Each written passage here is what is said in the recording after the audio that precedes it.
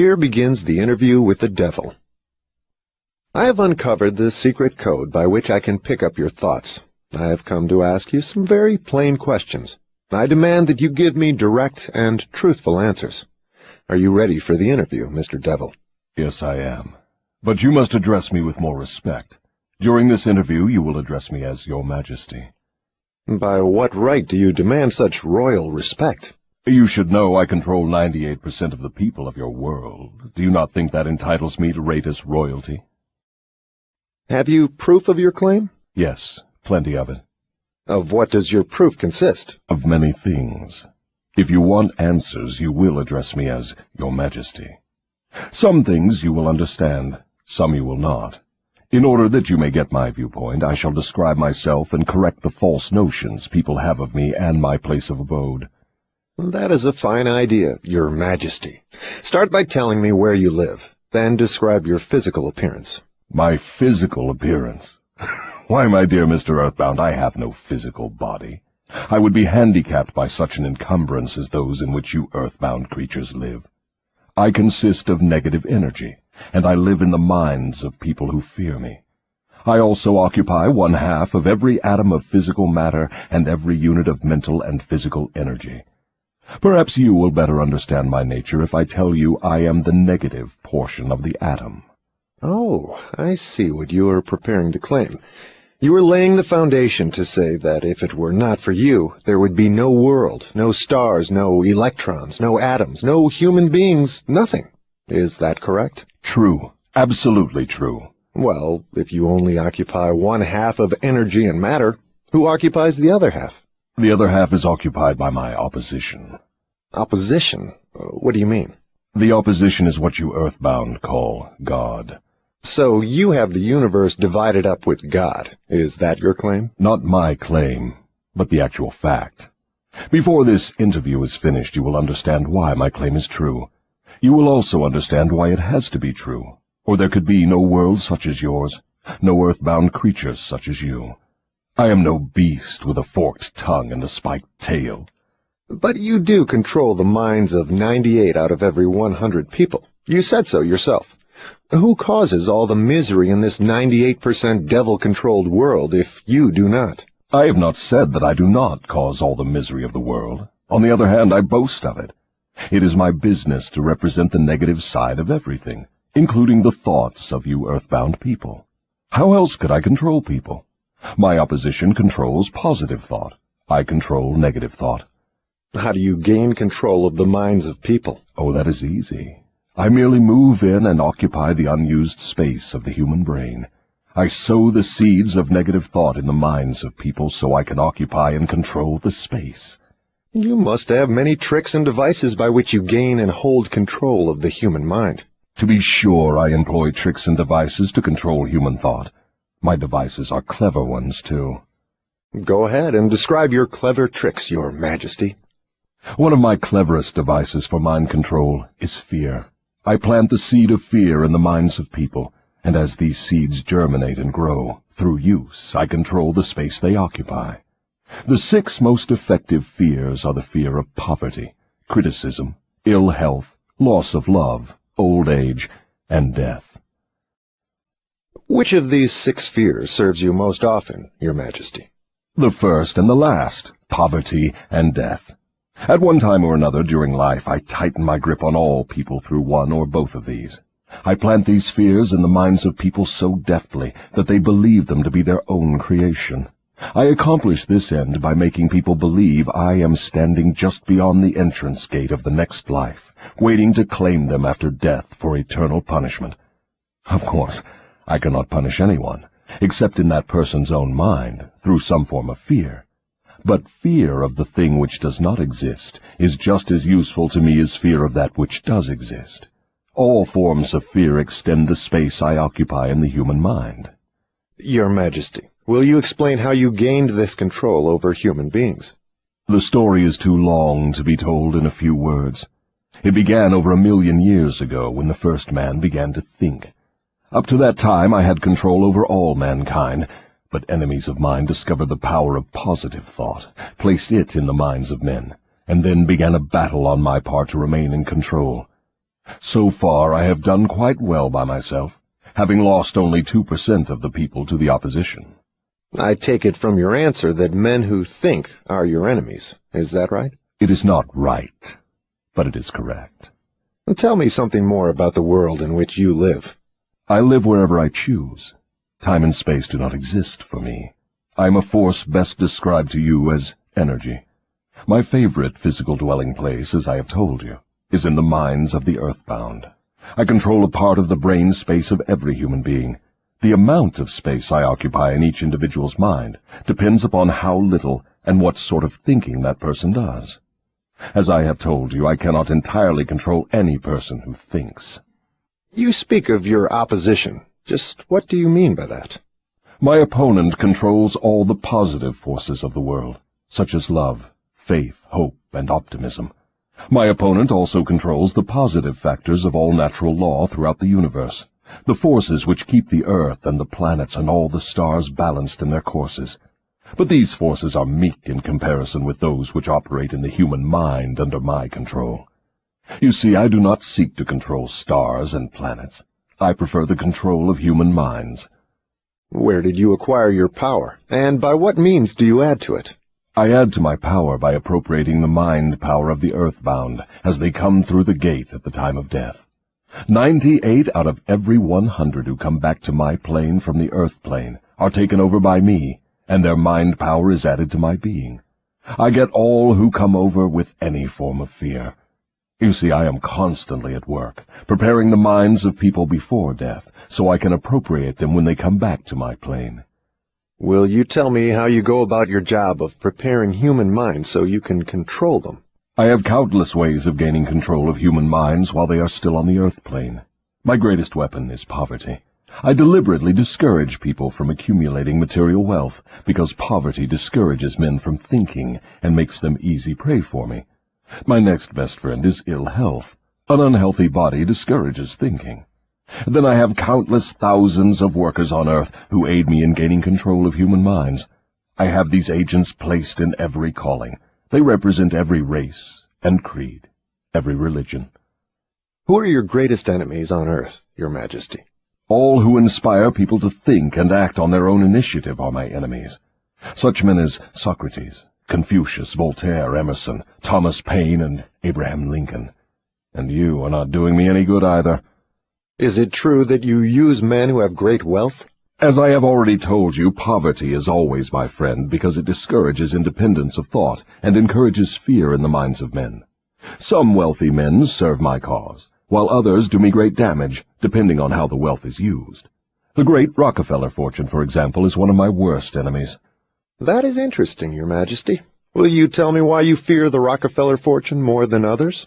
The Rockefeller money is being used to isolate and conquer diseases of the physical body in all parts of the world. Disease has always been one of my most effective weapons.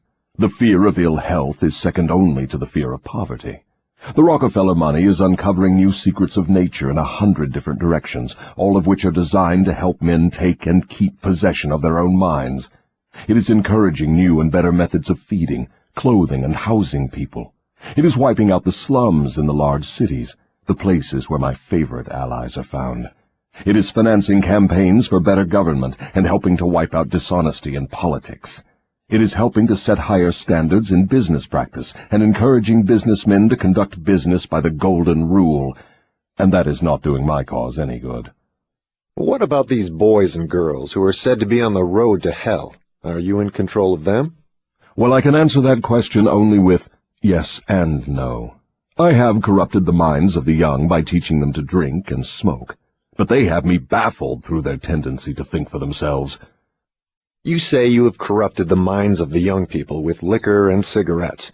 I can understand how liquor might destroy the power of independent thought, but do not see what cigarettes have to do with helping your cause. You may not know it, but cigarettes break down the power of persistence. They destroy the power of endurance. They destroy the ability to concentrate.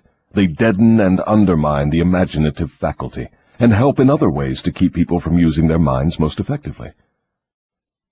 Do you know I have millions of people, young and old of both sexes, who smoke 2 packages of cigarettes a day? That means I have millions of people who are gradually destroying their power of resistance. One day I shall add to their habit of cigarette-smoking other thought-destroying habits, until I shall have gained control of their minds. Habits come in pairs, triplets, and quadruplets. Any habit which weakens one's willpower invites a flock of its relatives to move in and take possession of the mind. The cigarette habit not only lowers the power of resistance and discourages persistence, but it invites looseness in other human relationships.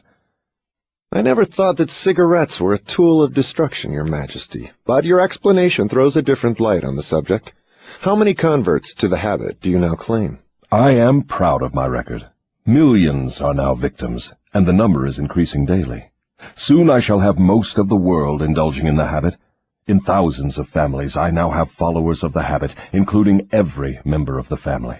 Very young boys and girls are beginning to take up the habit. They are learning how to smoke by observing their parents and older brothers and sisters. Which do you consider to be your greater tool for gaining control of human minds, cigarettes or liquor? Without hesitation, I would say cigarettes. Once I get a young person to join my 2-package-a-day club, I have no trouble in inducing that person to take on the habit of liquor, overindulgence of sex, and all other related habits which destroy independence of thought and action. Your Majesty, when I began this interview, I had you all wrong. I thought you were a fraud and a fake, but I see now that you are quite real and very powerful. Your apology is accepted, but you need not have bothered. Millions of people have questioned my power, and I got most of them at the gate as they came over. I ask no person to believe in me. I prefer that people fear me. I am no beggar. I take what I want by cleverness and force. Begging people to believe is the business of my opposition, not mine. Your Majesty will please pardon my rudeness, but I would not be able to look myself in the face again if I did not tell you, here and now, that you are the damnedest fiend ever to be turned loose on innocent people. I always had the wrong conception of you. I thought you were kind enough to let people alone while they were living, that you merely tortured their souls after death. Now I learn from your own brazen confession that you destroy their right to freedom of thought and cause them to go through a living hell on earth. What do you have to say to that? I get what I want by exercising self-control. It is not so good for my own business, but I suggest you emulate me instead of criticizing me. You call yourself a thinker, and you are. Otherwise you would never have forced this interview on me. But you will never be the sort of thinker that frightens me unless you gain and exercise greater control over your own emotions. Let us get away from personalities. I came here to learn more about you, not to discuss myself. Please go ahead and tell me of the many tricks you have devised for gaining control of the human mind. What is your most powerful weapon just now? That is a difficult question to answer. I have so many devices for entering human minds and controlling them that it is difficult to say which are the most powerful. Right at the moment I am trying to bring about another world war. My friends here in Washington are helping me to involve America in the war. If I can start the world to killing on a wholesale basis, I shall be able to put into operation my favorite device for mind control. It is what you call mass fear. I used this device to bring about the other world war in 1914. I used it to bring about the economic depression in 1929. And if my opposition had not double-crossed me, I would now be in possession of every man, woman, and child in the world. You can see for yourself how near I came to world domination, the thing I have been struggling to attain for thousands of years. Yes, I see your point. Who wouldn't? You are a very ingenious manipulator of the minds of people. Is your devilish business carried on only through people of high position and great influence? Oh, no. I use the minds of people in all walks of life. As a matter of fact, I prefer the type of person who makes no pretense of thinking. I can manipulate that sort of person without difficulty. I could not control 98% of the people of the world if all people were skilled in thinking for themselves. I'm interested in the welfare of those people whom you claim to control. Therefore, I wish you to tell me all of the tricks by which you enter and control their minds. I want a complete confession from you, so begin with your cleverest trick. This is suicide you are forcing on me, but I am helpless. So settle down, and I will place in your hands the weapon by which millions of your fellow earthbound will defend themselves against me. Tell me first about your most clever trick, the one you use to ensnare the greatest number of people. If you force me to give away this secret, it will mean my loss of millions of people now living, and still greater numbers of millions as yet unborn. I beg of you, permit me to pass this one question unanswered. So His Majesty the Devil fears a mere humble earthbound creature? Is that right? It is not right, but it is true. You have no right to rob me of my most necessary tool of trade. For millions of years I have dominated earthbound creatures through fear and ignorance. Now you come along and would destroy my use of these weapons by forcing me to tell how I use them. Do you not realize that you will break my grip on every person who heeds this confession you are forcing from me? Have you no mercy? Have you no sense of humor? Have you no sportsmanship? Stop stalling and start confessing. Who are you to ask mercy of one whom you would destroy if you could? Who are you to talk of sportsmanship and a sense of humor? You, who by your own confession have set up a living hell on earth, where you punish innocent people through their fears and ignorance. As for minding my own business, that is just what I'm doing when I force you to tell how you control people through their own minds. My business, if it can be called a business, is helping to unlock the doors of the self-made prisons in which men and women are confined because of the fears you have planted in their minds. My greatest weapon over human beings consists of two secret principles by which I gain control of their minds. I will speak first of the principle of habit, through which I silently enter the minds of people. By operating through this principle, I establish, I wish I could avoid using this word, the habit of drifting. When a person begins to drift on any subject, he is headed straight toward the gates of what you earthbound call hell. Describe all the ways in which you induce people to drift. Define the word and tell us exactly what you mean by it. I can best define the word drift by saying that people who think for themselves never drift, while those who do little or no thinking for themselves are drifters. A drifter is one who permits himself to be influenced and controlled by circumstances outside of his own mind. He would rather let me occupy his mind and do his thinking than go to the trouble of thinking for himself. A drifter is one who accepts whatever life throws in his way without making a protest or putting up a fight. He doesn't know what he wants from life and spends all of his time getting just that. A drifter has lots of opinions, but they are not his own. Most of them are supplied by me. A drifter is one who is too lazy mentally to use his own brain. That is the reason I can take control of people's thinking and plant my own ideas in their minds. I think I understand what a drifter is. Tell me the exact habits of people by which you induce them to drift through life. Start by telling me when and how you first gained control of a person's mind. My control over the mind of a human being is obtained while the person is young. Sometimes I lay the foundation for my control of a mind before the owner of it is born, by manipulating the minds of that person's parents. Sometimes I go further back than this and prepare people for my control through what you earthbound call physical heredity. You see, therefore, I have two approaches to the mind of a person. Yes. Go on, and describe these two doors by which you enter and control the minds of human beings. As I have stated, I help to bring people into your world with weak brains by giving to them before birth as many as possible of the weaknesses of their ancestors. You call this principle physical heredity. After people are born, I make use of what you earthbound call environment as a means of controlling them. This is where the principle of habit enters. The mind is nothing more than the sum total of one's habits.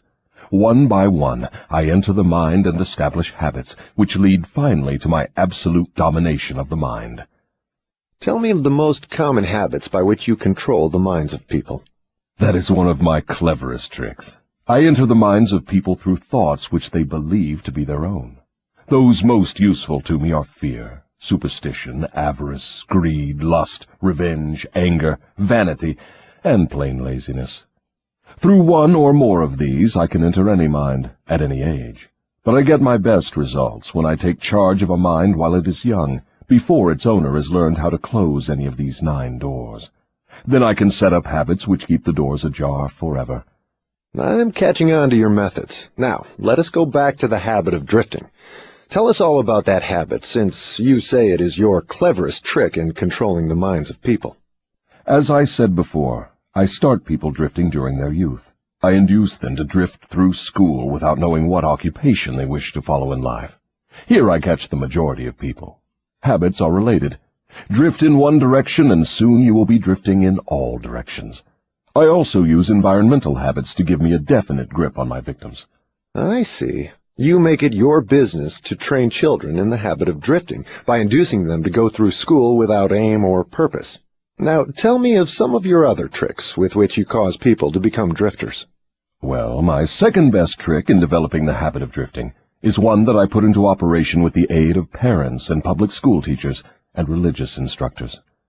I warn you not to force me to mention this trick. Do not disclose this trick. If you do so, you will be hated by my co-workers who help me use this trick. If you publish this confession in book form, your book will be barred from the public schools. It will be blacklisted by most of the religious leaders. It will be hidden from children by many parents. The newspapers will not dare to give reviews of your book. Millions of people will hate you for writing the book. In fact, no one will like you or your book except those who think, and you know how very few there are of this sort. My advice to you is to let me skip the description of my second best trick. So, for my own good, you wish to withhold the description of your second best trick. No one will like my book except those who think, eh? Very well, go ahead and answer. You'll regret this, Mr. Earthbound, but the joke is on you. By this mistake of yours, you will divert attention from me to yourself. My co-workers, of whom there are millions, will forget about me and hate you for uncovering my methods. Never mind about me. Tell me all about this second best trick of yours with which you induce people to drift with you to hell. My second best trick is not second at all. It is first. It is first because without it I never could gain control of the minds of the youths. Parents, school teachers, religious instructors, and many other adults unknowingly serve my purpose by helping me to destroy in children the habit of thinking for themselves.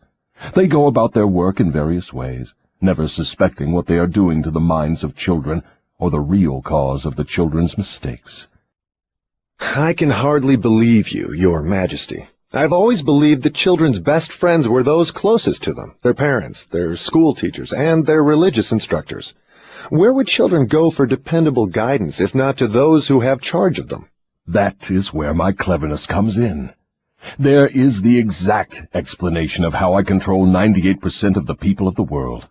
I take possession of people during their youth, before they come into possession of their own minds, by using those who are in charge of them.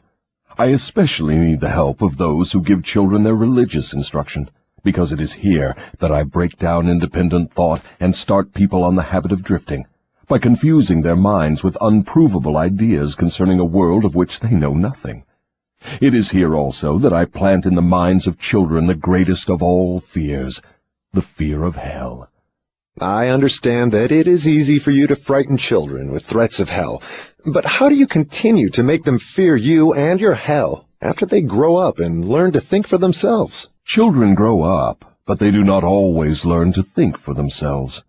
Once I capture the mind of a child through fear, I weaken that child's ability to reason and to think for himself, and that weakness goes with the child all through life. Is that not taking unfair advantage of a human being by contaminating his mind before he comes into full possession of it? Everything is fair that I can use to further my ends. I have no foolish limitations of right and wrong. Might is right with me. I use every known human weakness to gain and keep control of the human mind. I understand your devilish nature. Now, let us get back to further discussion of your methods of inducing people to drift to hell here on earth. From your confession, I see that you take charge of children while their minds are young and pliable. Tell me more of how you use parents, teachers, and religious leaders to ensnare people into drifting. One of my favorite tricks is to coordinate the efforts of parents and religious instructors, so they work together in helping me to destroy the children's power to think for themselves. I use many religious instructors to undermine the courage and power of independent thought of children by teaching them to fear me. But I use parents to aid the religious leaders in this great work of mine. How do parents help religious leaders destroy their children's power to think for themselves? I never heard of such a monstrosity. I accomplish this through a very clever trick. I cause the parents to teach their children to believe as the parents do in connection with religion, politics, marriage, and other important subjects. In this way, as you can see, when I gain control of the mind of a person, I can easily perpetuate the control by causing that person to help me fasten it upon the minds of his offspring. In what other ways do you use parents to convert children into drifters? I cause children to become drifters by following the example of their parents, most of whom I have already taken over and bound eternally to my cause. In some parts of the world I gain mastery over children's minds and subdue their willpower in exactly the same way that men break and subdue animals of lower intelligence. It makes no difference to me how a child's will is subdued, as long as it fears something. I will enter its mind through that fear and limit the child's power to think independently. It seems that you go out of your way to keep people from thinking. Yes, accurate thought is death to me. I cannot exist in the minds of those who think accurately. I do not mind people thinking, as long as they think in terms of fear, discouragement, hopelessness, and destructiveness. When they begin to think in constructive terms of faith, courage, hope, and definiteness of purpose, they immediately become allies of my opposition, and are therefore lost to me. I'm beginning to understand how you gain control of the minds of children through the help of their parents and religious instructors, but I do not see how the school teachers help you in this damnable work. School teachers help me gain control of the minds of children, not so much by what they teach the children, as because of what they do not teach them. The entire public school system is so administered that it helps my cause by teaching children almost everything except how to use their own minds and think independently.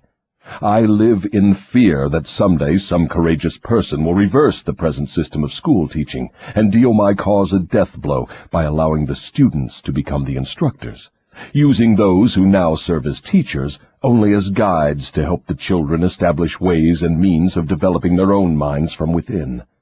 When that time comes, the school teachers will no longer belong to my staff.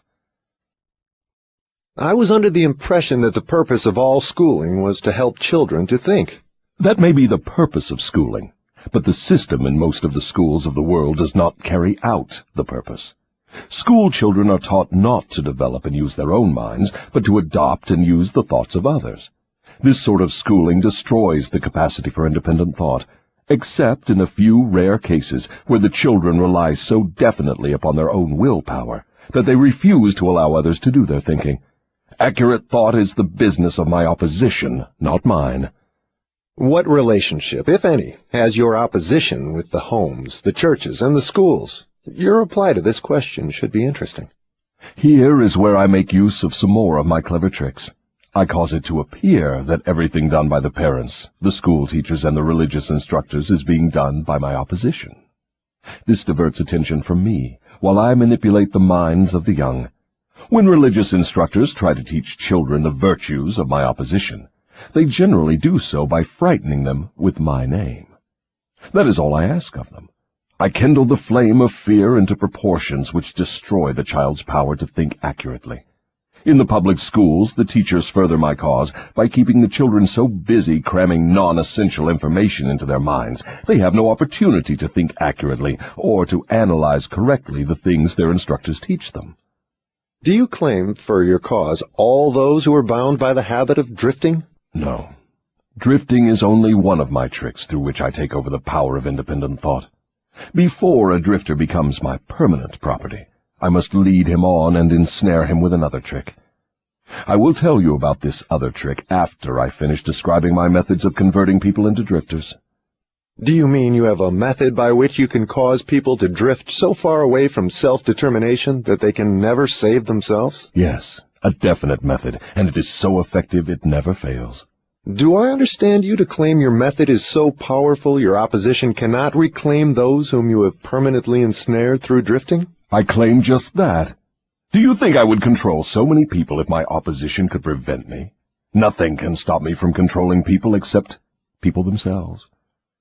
Nothing can stop me except the power of accurate thought, People who think accurately do not drift on any subject. They recognize the power of their own minds. Moreover, they take over that power and yield it to no person or influence. Go ahead and tell me more of the methods by which you cause people to drift to hell with you. I cause people to drift on every subject through which I can control independent thought and action. Take the subject of health, for example. I cause most people to eat too much food, and the wrong sort of food. This leads to indigestion and destroys the power of accurate thought. If the public schools and the churches taught children more about proper eating, they would do my cause irreparable damage. Marriage. I cause men and women to drift into marriage without plan or purpose designed to convert the relationship into harmony. Here is one of my most effective methods of converting people into the habit of drifting. I cause married people to bicker and nag one another over money matters. I cause them to quarrel over the bringing up of their children. I engage them in unpleasant controversies over their intimate relationships and in disagreements over friends and social activities.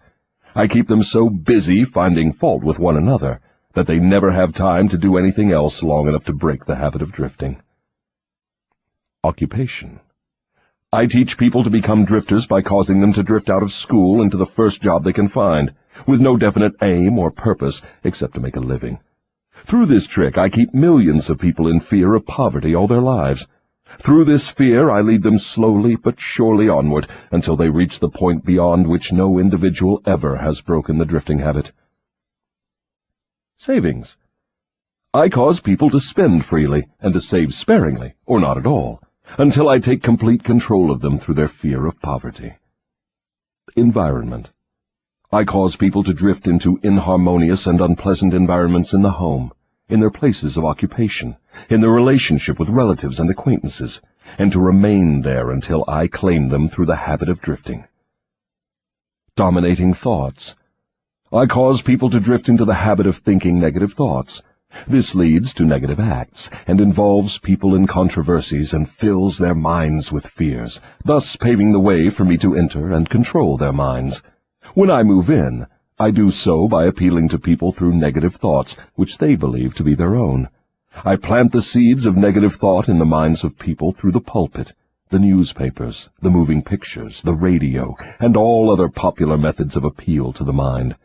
I cause people to allow me to do their thinking for them, because they are too lazy and too indifferent to think for themselves. I conclude from what you say that drifting and procrastination are the same. Is that true? Yes, that is correct. Any habit which causes one to procrastinate, to put off reaching a definite decision, leads to the habit of drifting. Is man the only creature who drifts? Yes. All other creatures move in response to definite laws of nature. Man alone defies nature's laws and drifts when he wills. Everything outside the minds of men is controlled by my opposition, by laws so definite that drifting is impossible. I control the minds of men solely because of their habit of drifting, which is only another way of saying that I control the minds of men only because they neglect or refuse to control and use their own minds. This is getting to be pretty deep stuff for a mere human being. Let us get back to the discussion of something less abstract. Please tell me how this drifting habit affects people in the everyday walks of life, and tell me in terms the average person can understand. I would prefer to keep this interview up among the stars. No doubt you would. That would save you from being exposed. But let us come back to Earth. Tell me now what drifting is doing to us as a nation here in the United States. Frankly, I may as well tell you that I hate the United States as only the devil can hate. That is interesting. What is the cause of this hatred? The cause was born on July 4, 1776, when 56 men signed a document which destroyed my chances of controlling the nation. You know that document as the Declaration of Independence. Had it not been for the influence of that damnable document, I would now have a dictator running the country, and I would stop this right to free speech and independent thought that is threatening my rule on earth. Am I to understand from what you say that nations controlled by self-appointed dictators belong in your camp? There are no self-appointed dictators. I appoint them all. Moreover, I manipulate them and direct them in their work. Nations run by my dictators know what they want and take it by force. Look what I have done through Mussolini in Italy. Look what I am doing through Hitler in Germany. Look what I am doing through Stalin in Russia. My dictators run those nations for me because the people have been subdued through the habit of drifting. My dictators do no drifting. That is why they rule for me the millions of people under their control.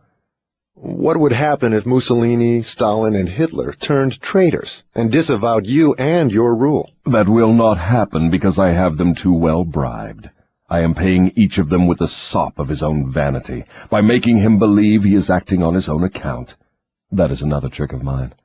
Let us come back to the United States and learn something of what you are doing to convert people into the habit of drifting. Right now I am paving the way for a dictatorship by sowing the seeds of fear and uncertainty in the minds of the people. Through whom are you carrying on your work? Mainly through the president. I am destroying his influence with the people by causing him to drift on the question of a working agreement between employers and their employees. If I can induce him to drift for another year, he will be so thoroughly discredited I can hand over the country to a dictator. If the president continues to drift, I will paralyze personal freedom in the United States, just as I destroyed it in Spain, Italy, Germany, and England. What you say leads me to the conclusion that drifting is a weakness which inevitably ends in failure, whether among individuals or nations. Is that your claim? Drifting is the most common cause of failure in every walk of life. I can control anyone whom I can induce to form the habit of drifting on any subject. The reason for this is twofold. First, the drifter is just so much putty in my hands, to be molded into whatever pattern I choose, because drifting destroys the power of individual initiative. Second, the drifter cannot get help from my opposition, because the opposition is not attracted to anything so soft and useless. Is that why a few people are wealthy, while the majority of people are poor? That is exactly the reason. Poverty, like physical illness, is a contagious disease. You find it always among the drifters, never among those who know what they want and are determined to get just that. It may mean something to you when I call your attention to the fact that the non-drifters, whom I do not control, and those who possess most of the wealth of the world, happen to be the same people.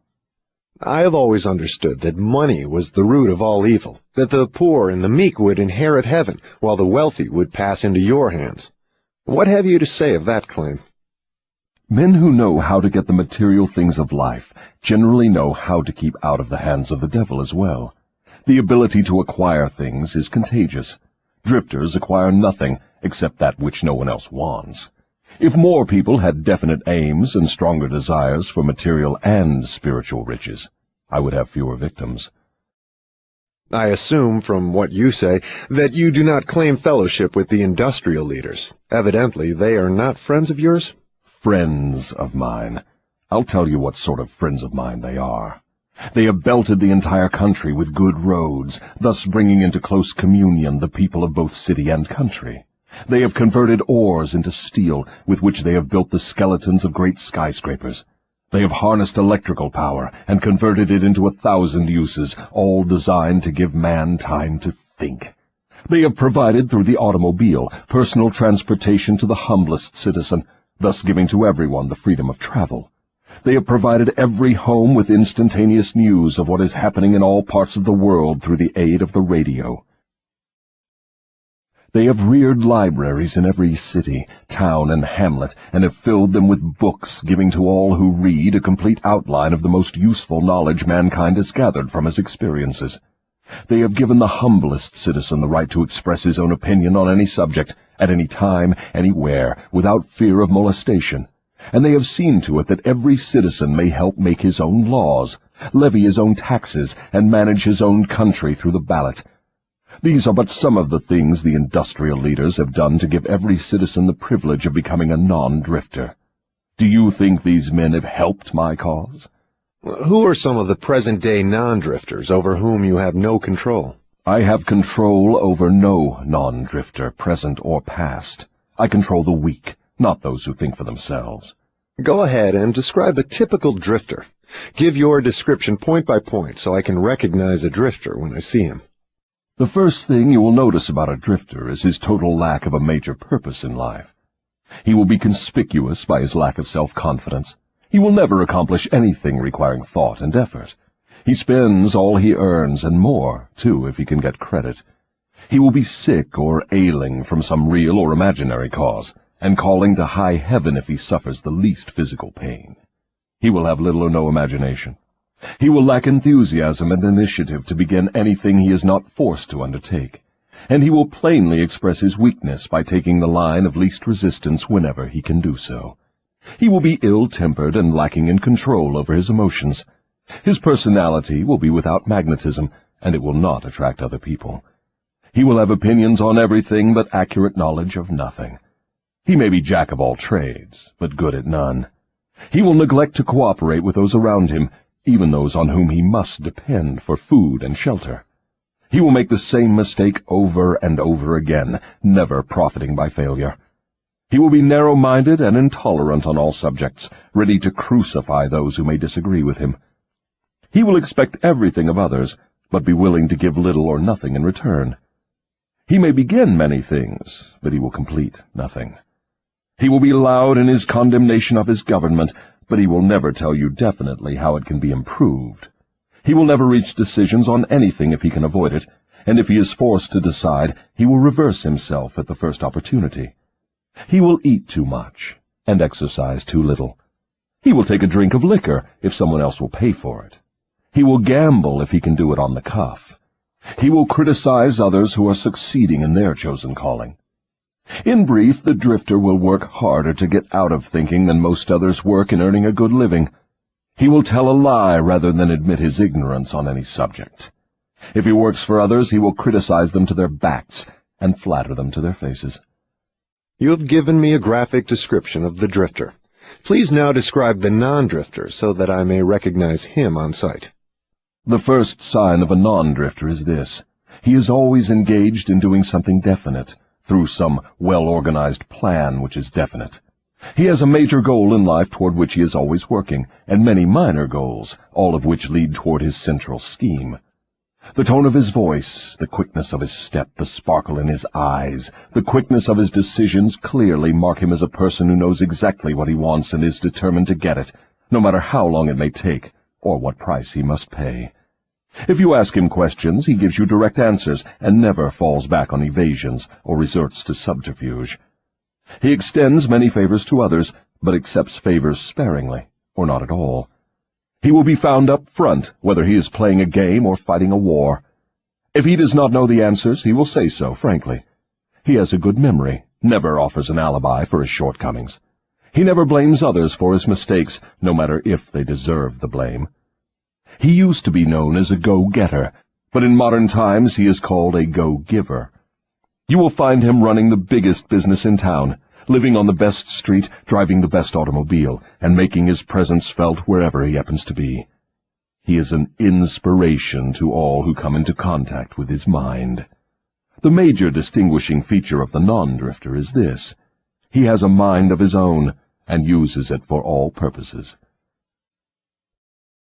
Is the non-drifter born with some mental, physical, or spiritual advantage not available to the drifter? No. The major difference between the drifter and the non-drifter is something equally available to both. It is simply the prerogative right of each to use his own mind and think for himself. What brief message would you send to the typical drifter if you wished to cure him of this evil habit? I would admonish him to wake up and give. Give what? Some form of service useful to as many people as possible. So the non-drifter is supposed to give, is he? Yes, if he expects to get, and he must give before he gets. Some people doubt that you exist. I wouldn't worry about that if I were you. Those who are ready to be converted from the habit of drifting will recognize the authenticity of this interview by its soundness of counsel. The others are not worth the trouble it would take to convert them. Why do you not try to stop me from publishing this confession I'm wringing from you? Because that would be the surest of all ways to guarantee you will publish it. I have a better plan than trying to suppress publication of my confession. I will urge you to go ahead with the publication, then sit back and watch you suffer when some of my faithful drifters begin to make things hot for you. I will not need to deny your story. My followers will do that for me. See if they don't. If this confession of yours stopped right here, Your statement would be sound, but fortunately for millions of your victims who will gain their release because of your confession, this interview will continue until you have supplied me with the weapon by which you will eventually be restrained from domination of people through their fears and superstitions. Remember, Your Majesty, your confession has just begun. After I wring from you a description of the methods by which you control people, I will force you also to give the formula by which your control can be broken at will. It is true I shall not remain here long enough to defeat you, but the published word I leave behind me will be deathless because it will consist of truth. You fear the opposition of no individual because you know it will be short, but you do fear truth. You fear truth and nothing else, for the reason it is slowly but definitely giving human beings freedom from all manner of fear. Without the weapon of fear, you would be helpless and entirely unable to control any human being. Is that true or false? I have no alternative but to admit that what you say is true. Now that we understand each other, let us go ahead with your confession. But before we continue, I may as well take time out to do a little boasting on my own account, now that you have had your fling at it. I will confine myself to one question, the answer to which will give me all the satisfaction I want.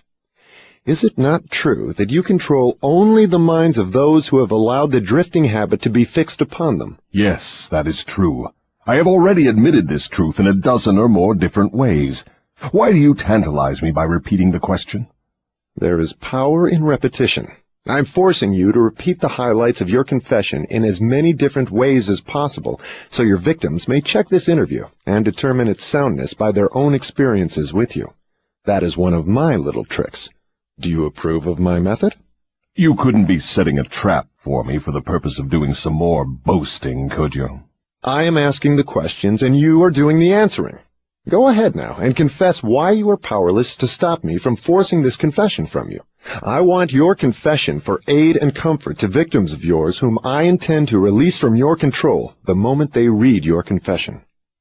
I am powerless to influence or control you, because you have found the secret approach to my kingdom. You know that I exist only in the minds of people who have fears. You know that I control only the drifters who neglect to use their own minds.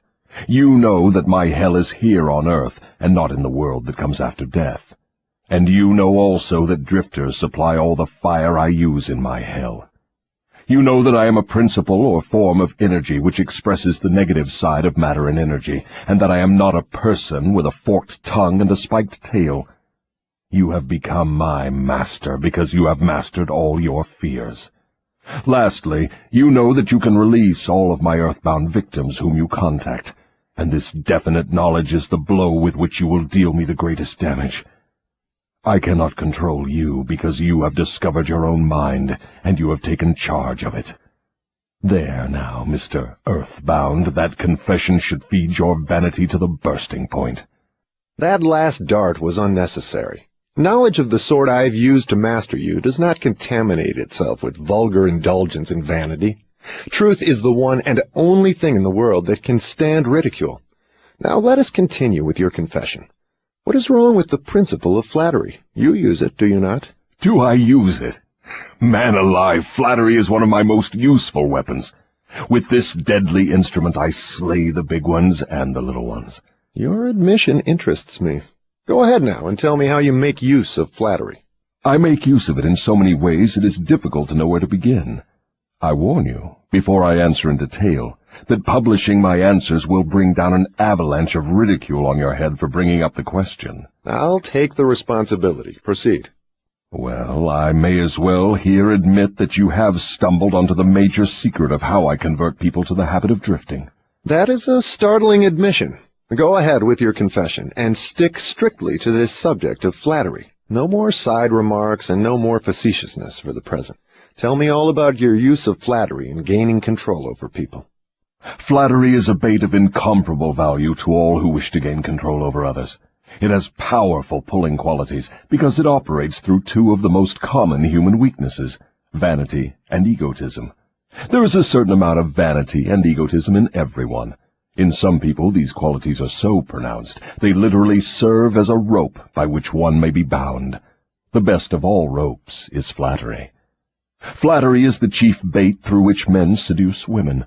Sometimes, in fact, frequently, women use the same bait to gain control of men, especially men who cannot be mastered through sex appeal. I teach its use to both men and women. Flattery is the chief bait with which my agents weave their way into the confidence of people from whom they procure information needed to carry on warfare. Wherever anyone stops to feed his vanity on flattery, I move in and begin to build another drifter. Non-drifters are not easily flattered.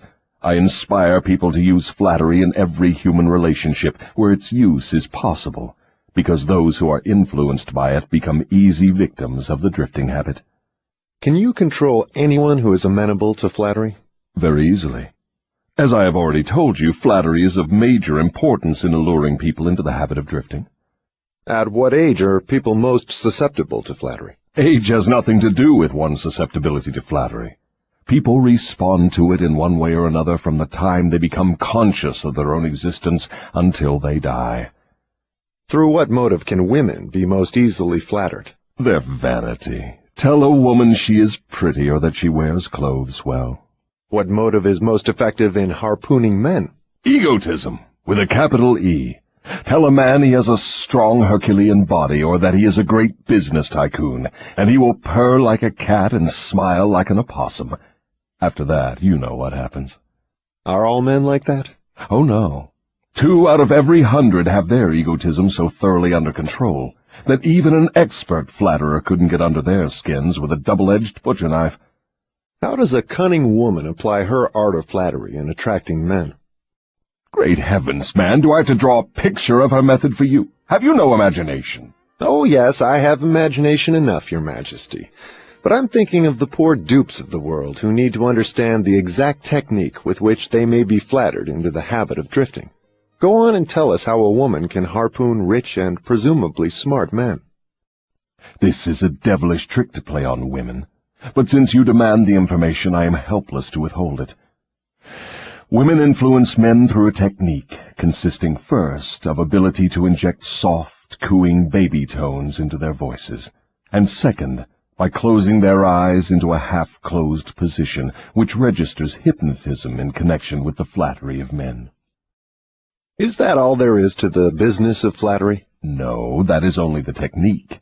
Then comes the motive a woman uses as a lure. The type of woman you perhaps have in mind never sells a man herself or anything she can give him. Instead, she sells him his own egotism. Is that all that women use when they wish to flatter men? That is the most effective thing they use. It works when sex appeal fails. So I am to believe that big, strong, smart men can be wound up and manipulated through flattery just as if they were so much putty? Is that possible? Is it possible? It is happening every minute of the day. Moreover, unless they are non-drifters, the bigger they come, the harder they fall when the expert flatterer moves in on them. And tell me of some of your other tricks with which you cause people to drift in life. One of my most effective devices is failure. The majority of people begin to drift as soon as they meet with opposition, and not 1 out of 10,000 will keep on trying after failing 2 or 3 times. So it is your business to induce people to fail whenever you can. Is that correct? You have it right.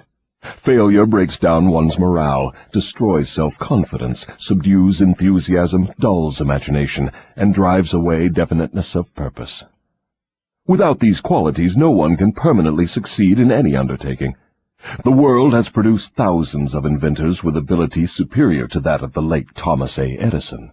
But these men have never been heard of, while the name of Edison will go marching on, because Edison converted failure into a stepping stone to achievement, while the others used it as an alibi for not producing results. Is the capacity to surmount failure without being discouraged one of Henry Ford's chief assets? Yes, and this same quality is the chief asset of every man who attains outstanding success in any calling. That statement covers lots of territory, Your Majesty. Do you not wish to modify it or tone it down a bit for the sake of accuracy? No modification is necessary, because the claim is none too broad. Search accurately into the lives of men and women who achieve enduring success, and you will find without exception that their success has been in exact proportion to the extent that they surmounted failure. The life of every successful person loudly acclaims that which every true philosopher knows. Every failure brings with it the seed of an equivalent success. But the seed will not germinate and grow under the influence of a drifter. It springs to life only when it is in the hands of one who recognizes that most failures are only temporary defeat, and who never, under any circumstances, accepts defeat as an excuse for drifting. If I understand you correctly, you claim there is virtue in failure. That does not seem reasonable. Why do you try to induce people to fail if there is virtue in failure? There is no inconsistency in my claims. The appearance of inconsistency is due to your lack of understanding. Failure is a virtue only when it does not lead one to quit trying and begin drifting. I induce as many people as I can to fail as often as possible, for the reason that not 1 out of 10,000 will keep on trying after failing 2 or 3 times. I am not concerned about the few who convert failures into stepping stones, because they belong to my opposition anyway. They are the non-drifters, and therefore they are beyond my reach. Your explanation clears up the matter. Now go ahead and tell me of some of your other tricks with which you allure people into drifting. One of my most effective tricks is known to you as propaganda.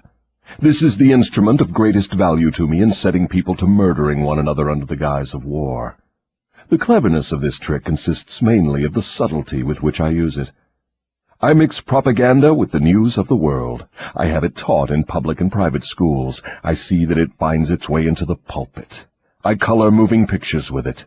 I see that it enters every home where there is a radio. I inject it into billboard, newspaper, and radio advertising. I spread it in every place of business where people work. I use it to fill the divorce courts, and I make it serve to destroy business and industry. It is my chief instrument for starting runs on banks. My propagandists cover the world so thoroughly that I can start epidemics of disease, turn loose the dogs of war, or throw business into a panic at will. If you can do all that you claim with propaganda, it is little wonder that we have wars and business depressions. Give me a simple description of what you mean by the term propaganda. Just what is it, and how does it work? I wish to know particularly how you cause people to drift through the use of this devilish device. Propaganda is any device, plan, or method by which people can be influenced without knowing that they are being influenced, or the source of the influence. Propaganda is used in business for the purpose of discouraging competition. Employers use it to gain advantage over their employees. The employees retaliate by using it to gain advantage over their employers. In fact, it is used so universally and through such a smooth and beautiful streamlined technique that it looks harmless even when it is detected. I suppose some of your boys are now engaged in preparing the minds of the American people to drift into some form of dictatorship. Tell me how they work. Yes, millions of my boys are preparing Americans to become Hitlerized. My best boys are working through politics and labor organization. We intend to take over the country with ballots instead of bullets. Americans are so sensitive they would never stand the shock of seeing their form of government changed with the aid of machine guns and tank cars. So our propaganda boys are serving them a diet they will swallow by stirring up strife between employers and employees and turning the government against business and industry. When propaganda has done its work thoroughly, one of my boys will move in as dictator, and the 9 old men on your Supreme Court with their silly notions of the Constitution will move out. Everyone will be given a job or fed from the government treasury. When men's bellies are filled, they drift freely with one who does the filling. Hungry men get out from under control. I have often wondered who invented the clever trick which you call propaganda. From what you tell me of its source and nature, I understand why it is so deadly. Only one as clever as your Majesty could have invented such a device with which to dull the reason, dethrone the will, and lure men into drifting. Why do you not use your powerful propaganda to gain control of your victims, instead of subduing them through fear and annihilating them through warfare? What is fear of the devil except propaganda?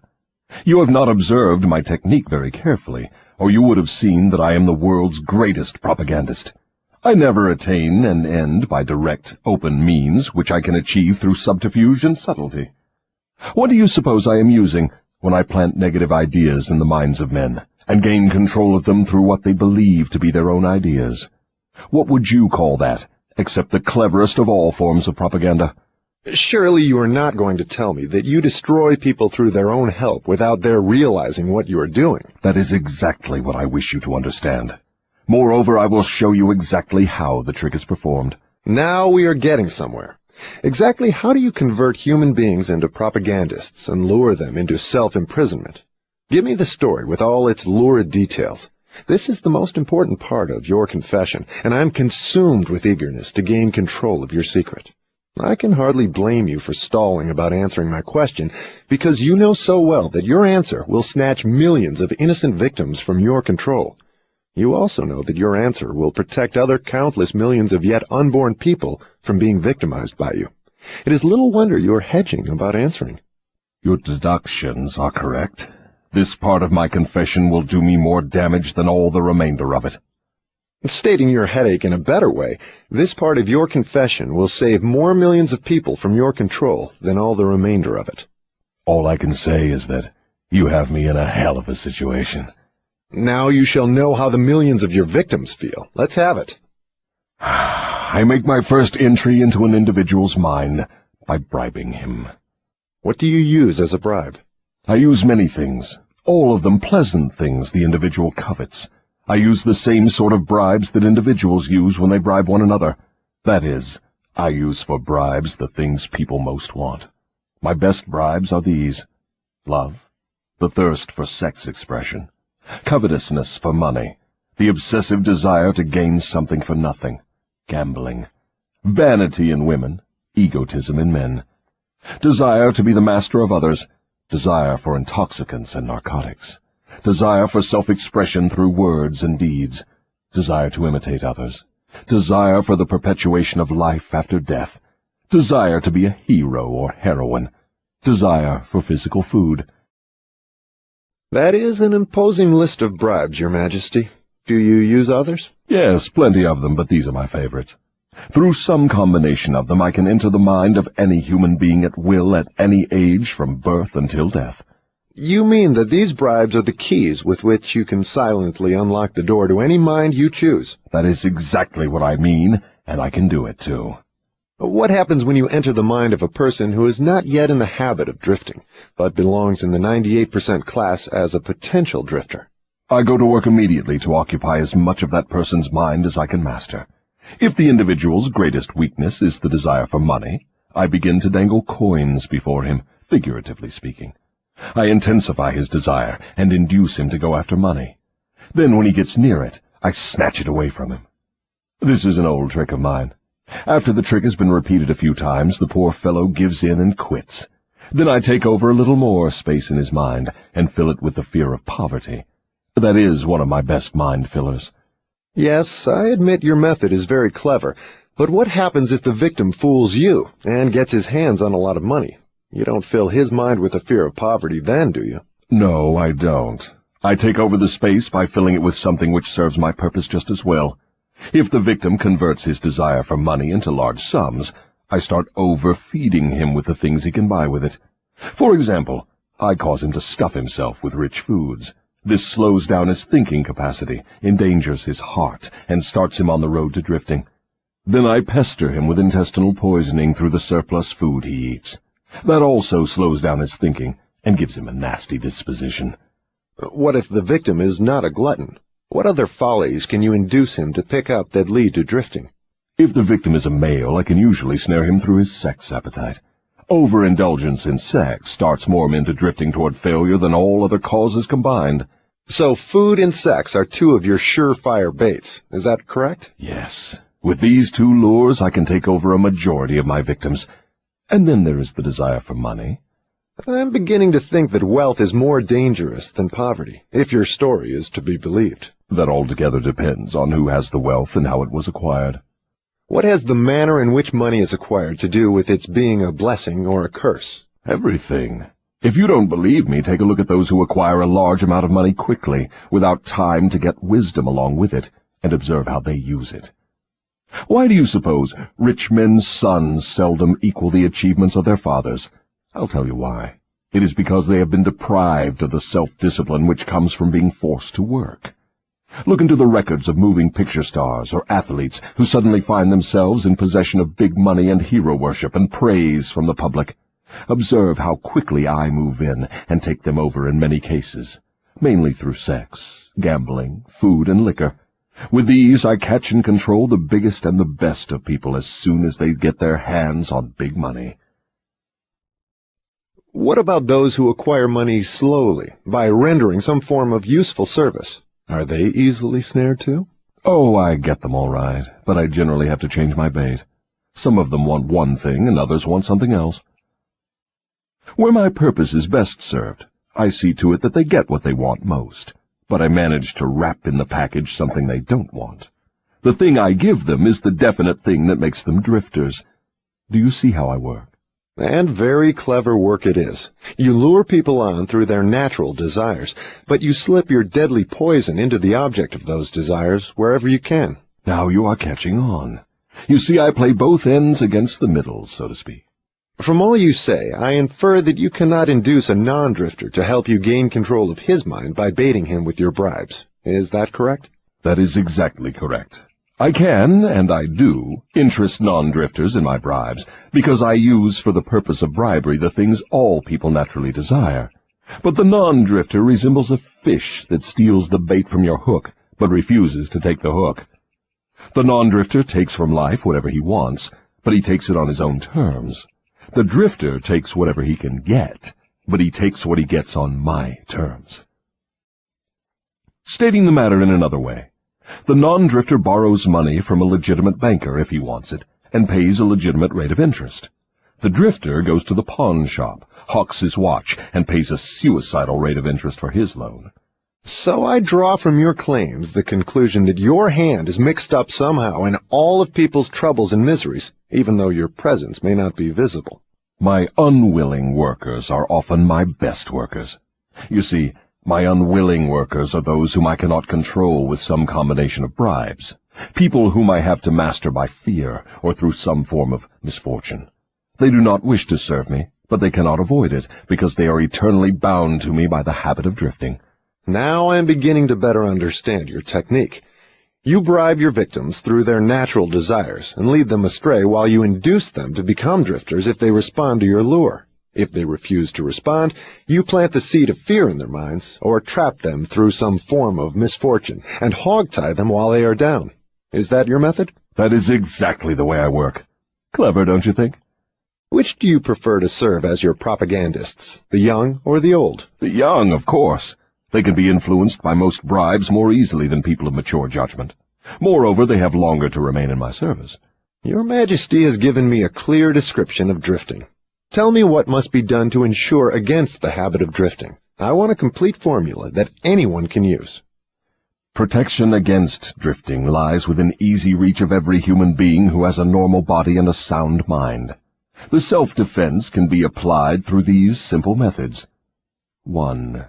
Do your own thinking on all occasions. The fact that human beings are given complete control over nothing save the power to think their own thoughts is laden with significance.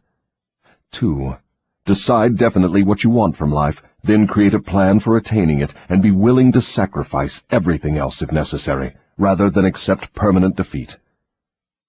3. Analyze temporary defeat, no matter of what nature or cause, and extract from it the seed of an equivalent advantage. 4. Be willing to render useful service equivalent to the value of all material things you demand of life, and render the service first. 5. Recognize that your brain is a receiving set that can be attuned to receive communications from the universal storehouse of infinite intelligence, to help you transmute your desires into their physical equivalent. 6. Recognize that your greatest asset is time, the only thing except the power of thought which you own outright, and the one thing which can be shaped into whatever material things you want. Budget your time so none of it is wasted. 7. Recognize the truth that fear generally is a filler with which the devil occupies the unused portion of your mind, that it is only a state of mind which you can control by filling the space it occupies with faith in your ability to make life provide you with whatever you demand of it. 8. When you pray, do not beg. Demand what you want, and insist upon getting exactly that, with no substitutes. 9. Recognize that life is a cruel taskmaster, and that either you master it, or it masters you. There is no halfway or compromising point. Never accept from life anything you do not want. If that which you do not want is temporarily forced upon you, you can refuse, in your own mind, to accept it, and it will make way for the thing you do want. 10. Lastly, remember that your dominating thoughts attract, through a definite law of nature, by the shortest and most convenient route, their physical counterpart. Be careful what thoughts you dwell upon. That list looks imposing. Give me a simple formula, combining all the 10 points. If you had to combine all 10 in one, what would it be? Be definite in everything you do and never leave unfinished thoughts in the mind. Form the habit of reaching definite decisions on all subjects. Can the habit of drifting be broken, or does it become permanent once it has been formed? The habit can be broken if the victim has enough willpower, providing it is done in time. There is a point beyond which the habit can never be broken. Beyond that point, the victim is mine. He resembles a fly that has been caught in a spider's web. He may struggle, but he cannot get out. Each move he makes entangles him more securely. The web in which I entangle my victims permanently is a law of nature not yet isolated by or understood by men of science. What is this mysterious law through which you take permanent control of people's bodies, even before you take over their souls? The whole world will want to know more about this law and how it operates. It will be hard to describe the law so you will understand it, but you may call it hypnotic rhythm. It is the same law through which people can be hypnotized. So you have the power to use the laws of nature as a web in which you bind your victims in eternal control. Is that your claim? That is not only my claim, it is the truth. I take over their minds and bodies even before they die whenever I can lure them or frighten them into hypnotic rhythm. What is hypnotic rhythm? How do you use it to gain permanent mastery over human beings? I will have to go back into time and space and give you a brief elementary description of how nature uses hypnotic rhythm. Otherwise, you will not be able to understand my description of how I use this universal law to control human beings. Go ahead, but keep your story confined to simple illustrations which come within the range of my own experience and knowledge of natural laws. Very well. I shall do my best. You, of course, know that nature maintains a perfect balance between all the elements and all the energy in the universe. You can see that the stars and the planets move with perfect precision, each one keeping its own place in time and space. You can see that the seasons of the year come and go with perfect regularity. You can see that an oak tree grows from an acorn, and a pine grows from the seed of its ancestor. An acorn never produces a pine, and a pine seed never produces an oak. These are simple things which anyone can understand. What one cannot see is the universal law through which nature maintains perfect balance throughout the myriad of universes. You, earthbound, caught a fragmentary glimpse of this great universal law when Newton discovered that it holds your earth in its position and causes all material objects to be attracted toward the center of the earth. He called the law gravitation. But he did not go far enough in his study of the law. If he had, he would have discovered that the same law which holds your earth in position and helps nature maintain a perfect balance over the 4 dimensions, in which all matter and energy are contained, is the web in which I entangle and control the minds of human beings. Tell me more of this astounding law of hypnotic rhythm.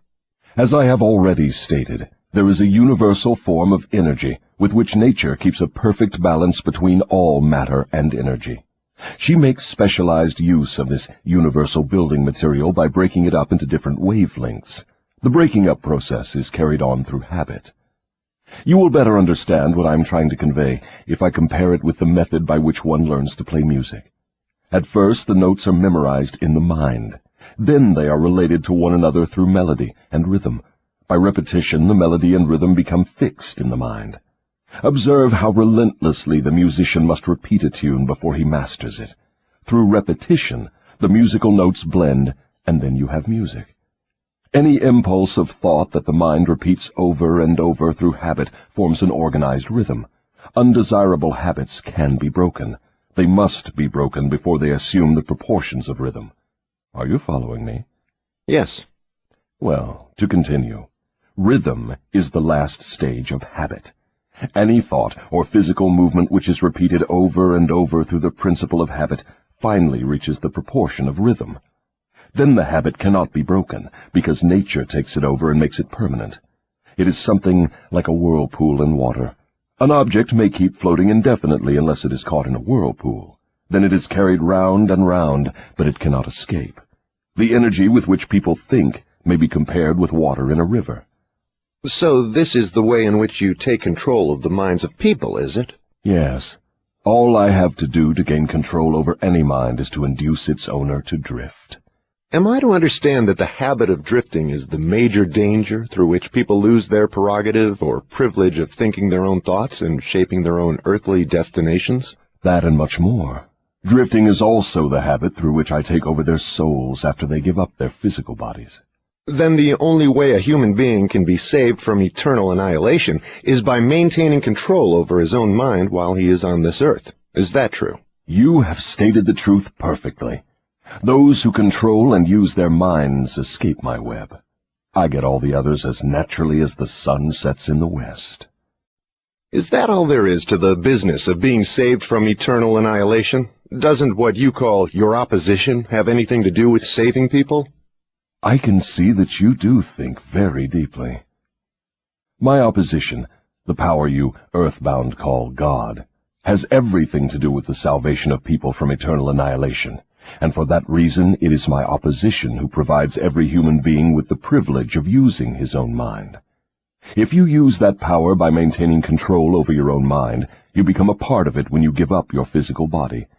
If you neglect to use it, then I have the privilege of taking advantage of the neglect through the law of hypnotic rhythm. How much of a person do you take over when you gain control of him? Everything that is left after he ceases to control and use his own mind. In other words, when you gain control of a person, you take over all there is of his individuality up to the time that he quits using his own mind. Is that correct? That is how I operate. What do you do with people whom you control before death? Of what good are they to you while they live? I use them, or what is left of them after I take charge, as propagandists to help me prepare the minds of others to drift. You not only fool people into destroying their power to control their own minds, but you use them to help you trap others? Yes, I let no opportunity get away from me. Let us come back to the subject of hypnotic rhythm. Tell me more of how this law works. Show me how you use individuals to help you gain control over others. I want to know something of the most effective way you use hypnotic rhythm. Oh, that is easy. The thing I like best is to fill the minds of people with fear.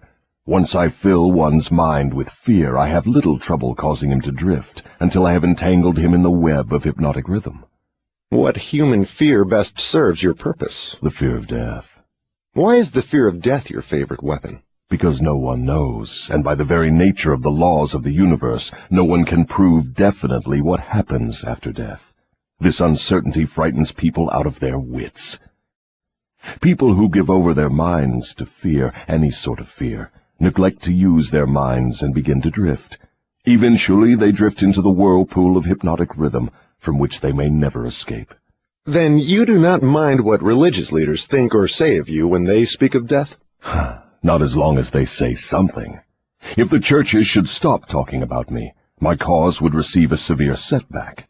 Every attack made against me fixes the fear of me in the minds of all who are influenced by it.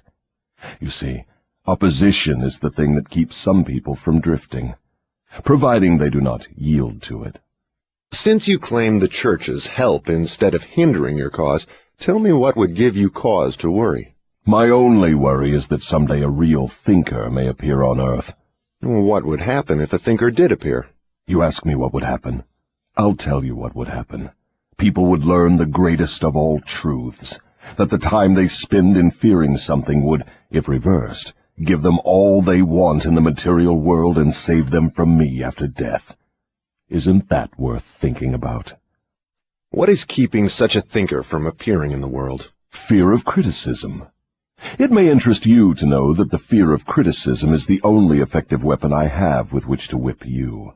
If you were not afraid to publish this confession after you wring it from me, I would lose my earthly kingdom. And if I did surprise you and publish it, how long would it be until you lost your kingdom? Just long enough for one generation of children to grow into understanding. You cannot take the adults from me. I have them too securely sewed up. But if you published this confession, it would be sufficient to keep me from gaining control of the yet unborn and those who have not yet reached the age of reason. You wouldn't dare publish what I have told you about the religious leaders. They would crucify you. I thought the savage practice of crucifixion went out of style 2,000 years ago. I don't mean crucifixion on a cross. I mean social and financial crucifixion. Your income would be shut off. You would become a social outcast. Religious leaders and their followers alike would treat you with scorn. Suppose I should choose to throw in my lot with the select few who make a pretense of using their own minds rather than fear the masses who do not, the masses of whom you claim 98%. If you have courage enough to do this, you will crimp my style. Why do you lay claim to no scientist? Don't you like scientists? Oh, yes. I like all people well enough, but true scientists are out of my reach. Why? Because they think for themselves and spend their time studying natural laws. They deal with cause and effect. They deal with facts wherever they find them. But do not make the mistake of believing scientists have no religion. They have a very definite religion. What is their religion? The religion of truth. The religion of natural law. If the world ever produces an accurate thinker with ability to fathom the deeply buried secret of life and death, you can be sure that science will be responsible for the catastrophe. Catastrophe to whom? To me, of course. Let's get back to the subject of hypnotic rhythm. I want to know more about it. Is it something like the principle through which people can hypnotize one another? It is precisely the same thing. I have already told you so. Why do you repeat your questions? That is an old worldly custom of mine, Your Majesty. For your enlightenment, I will tell you, I am forcing you to repeat many of your statements for the sake of emphasis. I'm also trying to see if I can catch you in a lie. Don't dodge the issue. Get back to hypnotic rhythm and tell me all you know about it. Am I a victim of it? Not now, but you barely missed falling into my web. You drifted toward the whirlpool of hypnotic rhythm until you discovered how to force me into making this confession. Then I lost control of you. How interesting. You are not trying to recapture me through flattery, are you? That would be the best bribe I could offer you. It is the bribe I used on you effectively before you got the upper hand of me. With what did you flatter me? With many things. Chief among them sex and the desire for self-expression. What effect did your bribes have on me? They caused you to neglect your major purpose in life and started you to drifting. Was that all you did to me through your bribes? That was plenty. But I am back on the track and out of your reach now, am I not? Yes, you are temporarily out of my reach because you are not drifting. What broke your spell over me and released me from the habit of drifting? My answer may humiliate you. Do you want to hear it? Go ahead and give it to me, Your Majesty. I wish to learn how much truth I can stand. When you found a great love in the woman of your choice, I lost my grip on you. So you are going to accuse me of hiding behind a woman's skirts, are you? No, not hiding. I wouldn't put it that way. I would say you have learned how to give yourself a solid background with the embellishment of a woman's mind. The woman's skirt has nothing to do with it, then? No, but her brain does. When you and your wife began to combine your two brains through your habit of master-minding every day, you stumbled upon the secret power with which you forced me into this confession. Is that the truth, or are you trying to flatter me again? I could flatter you if I had you alone, but I cannot flatter you while you have the use of your wife's mind.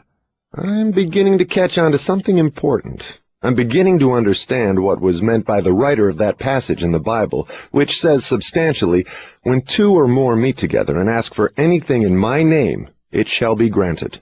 It is true, then, that two minds are better than one. It is not only true, it is necessary before anyone can continuously contact the great storehouse of infinite intelligence, wherein is stored all that is, all that ever was, and all that can ever be. Is there such a storehouse? If there had not been, you would not, could not, now be humiliating me with this silly forced confession. Isn't it dangerous to give this sort of information to the world? Sure, it is dangerous to me. If I were you, I would not give it out. Let us get back now to the technique through which you fasten on your victims the habit of drifting. What is the very first step a drifter must take to break the habit? A burning desire to break it. You, of course, know that no one can be hypnotized by another person without his willingness to be hypnotized. Neither can nature place one under the spell of hypnotic rhythm without his willingness to be hypnotized. The willingness may assume the form of indifference toward life generally, lack of ambition, fear, lack of definiteness of purpose, and many other forms. Nature does not need one's consent in order to place him under the spell of hypnotic rhythm. It needs only to find him off guard, through any form of neglect to use his own mind. Remember this. Whatever you have, you use it or you lose it. All successful attempts to break the habit of drifting must be done before nature makes the habit permanent through hypnotic rhythm. As I understand you, hypnotic rhythm is a natural law through which nature fixes the vibration of all environments. Is that true? Yes. Nature uses hypnotic rhythm to make one's dominating thoughts and one's thought habits permanent. That is why poverty is a disease. Nature makes it so by fixing permanently the thought habits of all who accept poverty as an unavoidable circumstance. Through this same law of hypnotic rhythm, nature will also fix permanently positive thoughts of opulence and prosperity. Perhaps you will better understand the working principle of hypnotic rhythm if I tell you its nature is to fix permanently all habits, whether they are mental or physical. If your mind fears poverty, your mind will attract poverty. If your mind demands opulence and expects it, your mind will attract the physical and financial equivalents of opulence. This is in accordance with an immutable law of nature. Did the writer of that sentence in the Bible, "Whatsoever a man soweth, that shall he also reap," have in mind this law of nature? He could have nothing else in mind. The statement is true. You can see evidence of its truth in all human relationships. And that is why the man who forms the habit of drifting through life must accept whatever life hands him. Is that correct? That is absolutely correct. Life pays the drifter its own price on its own terms. The non-drifter makes life pay on his own terms. Doesn't the question of morals enter into what one gets from life? To be sure, but only for the reason that one's morals have an influence on one's thoughts. No one can collect what he wants from life merely by being good, if that is what you want to know. No, I guess not. I see what you mean. We are all where we are and what we are because of our own deeds. No, not exactly. You are where you are and what you are because of your thoughts and your deeds. Then there is no such reality as luck, is there? Emphatically no. Circumstances which people do not understand are classified under the heading of luck. Back of every reality is a cause. Often the cause is so far removed from the effect that the circumstance can be explained only by attributing it to the operation of luck. Nature knows no such law as luck. It is a man-made hypothesis with which he explains away things he does not understand. The terms luck and miracle are twin sisters. Neither of them has any real existence except in the imaginations of people. Both are used to explain that which people do not understand. Remember this. Everything having a real existence is capable of proof. Keep this one truth in mind, and you will become a sounder thinker.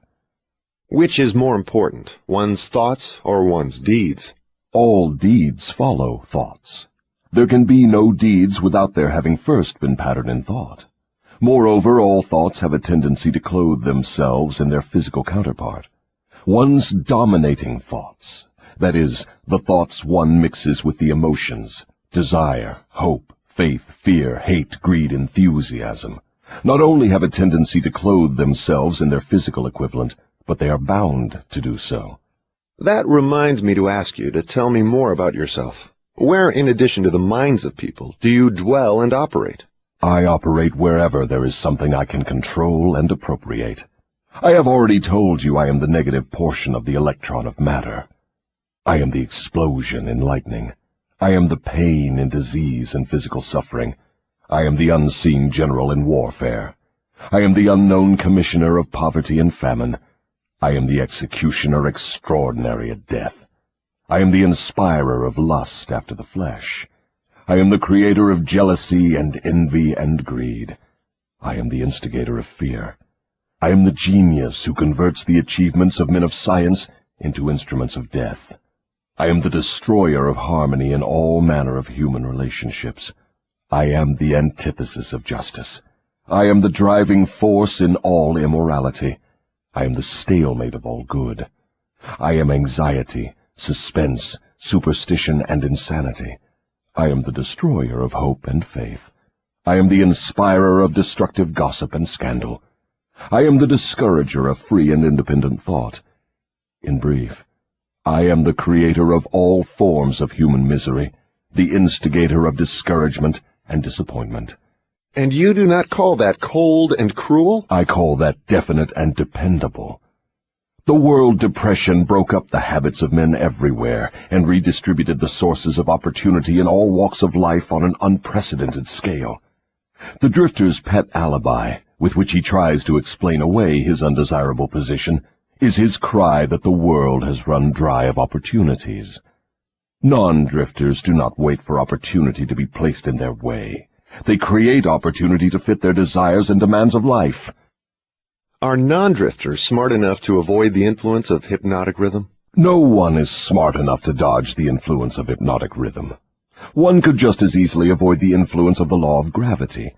The law of hypnotic rhythm fixes permanently the dominating thoughts of men, whether they be drifters or non-drifters. There is no reason why a non-drifter would want to avoid the influence of hypnotic rhythm, because that law is favorable to him. It helps him convert his dominating aims, plans, and purposes into their physical replicas.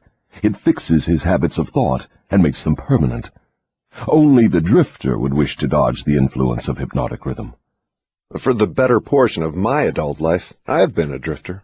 How did I manage to escape being swept into the whirlpool of hypnotic rhythm? You haven't escaped. The major portion of your dominating thoughts and desires since you reached adulthood has been a well-defined, definite desire to understand all the potentialities of the mind. You may have drifted on thoughts of lesser importance, but you did not drift in connection with this desire. Because you did not drift, you are now recording a document which gives you exactly what your dominating thoughts demanded of life. Why doesn't your opposition use hypnotic rhythm to make permanent one's higher thoughts and nobler deeds? Why does your opposition permit you to use this stupendous force as a means of entangling people in a web of evil, spun by their own thoughts and deeds? Why does your opposition not outwit you by binding people with thoughts which build and lift them above your influence? The law of hypnotic rhythm is available to all who will use it. I make use of it more effectively than does my opposition, because I offer people more attractive bribes to think my sort of thoughts and indulge in my sort of deeds. In other words, you control people by making negative thinking and destructive deeds pleasing to them. Is that correct? That is the idea exactly. I've often wondered why your opposition, what we earthbound call God, does not annihilate you. Can you tell me why? Because the power is as much mine as his. It is as available to me as to him. That is what I have been trying to get over to you. The highest power in the universe can be used for constructive purposes, through what you call God, or it can be used for negative purposes, through what you call the devil. And something more important still, it can be used by any human being just as effectively as by God or the devil. You make a far-reaching claim. Can you prove your claim? Yes, but it would be better if you proved it for yourself. The devil's word is not worth much among your earthbound sinners. Neither is God's word. You fear the devil and refuse to trust your God. Therefore, you have but one source available through which you may appropriate the benefits of universal power, and that is by trusting and using your own power of thought. This is the direct road to the universal storehouse of infinite intelligence. There is no other road available to any human being. Why have we earthbound not found the road to infinite intelligence sooner? Because I have intercepted you and led you off the path by planting in your minds thoughts which destroy your power to use your minds constructively. I have made it attractive to you to use the power of infinite intelligence to attain negative ends, through greed, avarice, lust, envy, and hatred. Remember, your mind attracts that which your mind dwells upon. To divert you away from my opposition, I had only to feed you on thoughts helpful to my cause. If I understand what you're saying, you're admitting that no human being need fear the devil or worry about how to flatter God. That is it precisely. This admission may put a crimp in my style, but I have the satisfaction of knowing it may also slow down my opposition by sending people direct to the source of all power. In other words, if you cannot control people through negative bribes or fear, then you wish to kick over the entire apple cart and show people how to go around God. Are you by any chance in politics, too? Your technique seems frightfully familiar. Am I in politics? If I am not in politics, who do you believe starts depressions and forces people into wars? Surely you would not lay this at the door of my opposition. As I have already told you, I have allies in all walks of life to help me in connection with all human relationships. Why don't you take over the churches and use them outright in your cause? Do you think I am a fool? Who would keep alive the fear of the devil if I subdued the churches? Who would serve as a decoy to attract the attention of people while I manipulate their minds if I did not have some agency through which to sow the seeds of fear and doubt? The cleverest thing I do is to use the allies of my opposition to keep the fear of hell burning in the minds of people. As long as people fear something, no matter what, I will keep a grip on them. I am beginning to see your scheme.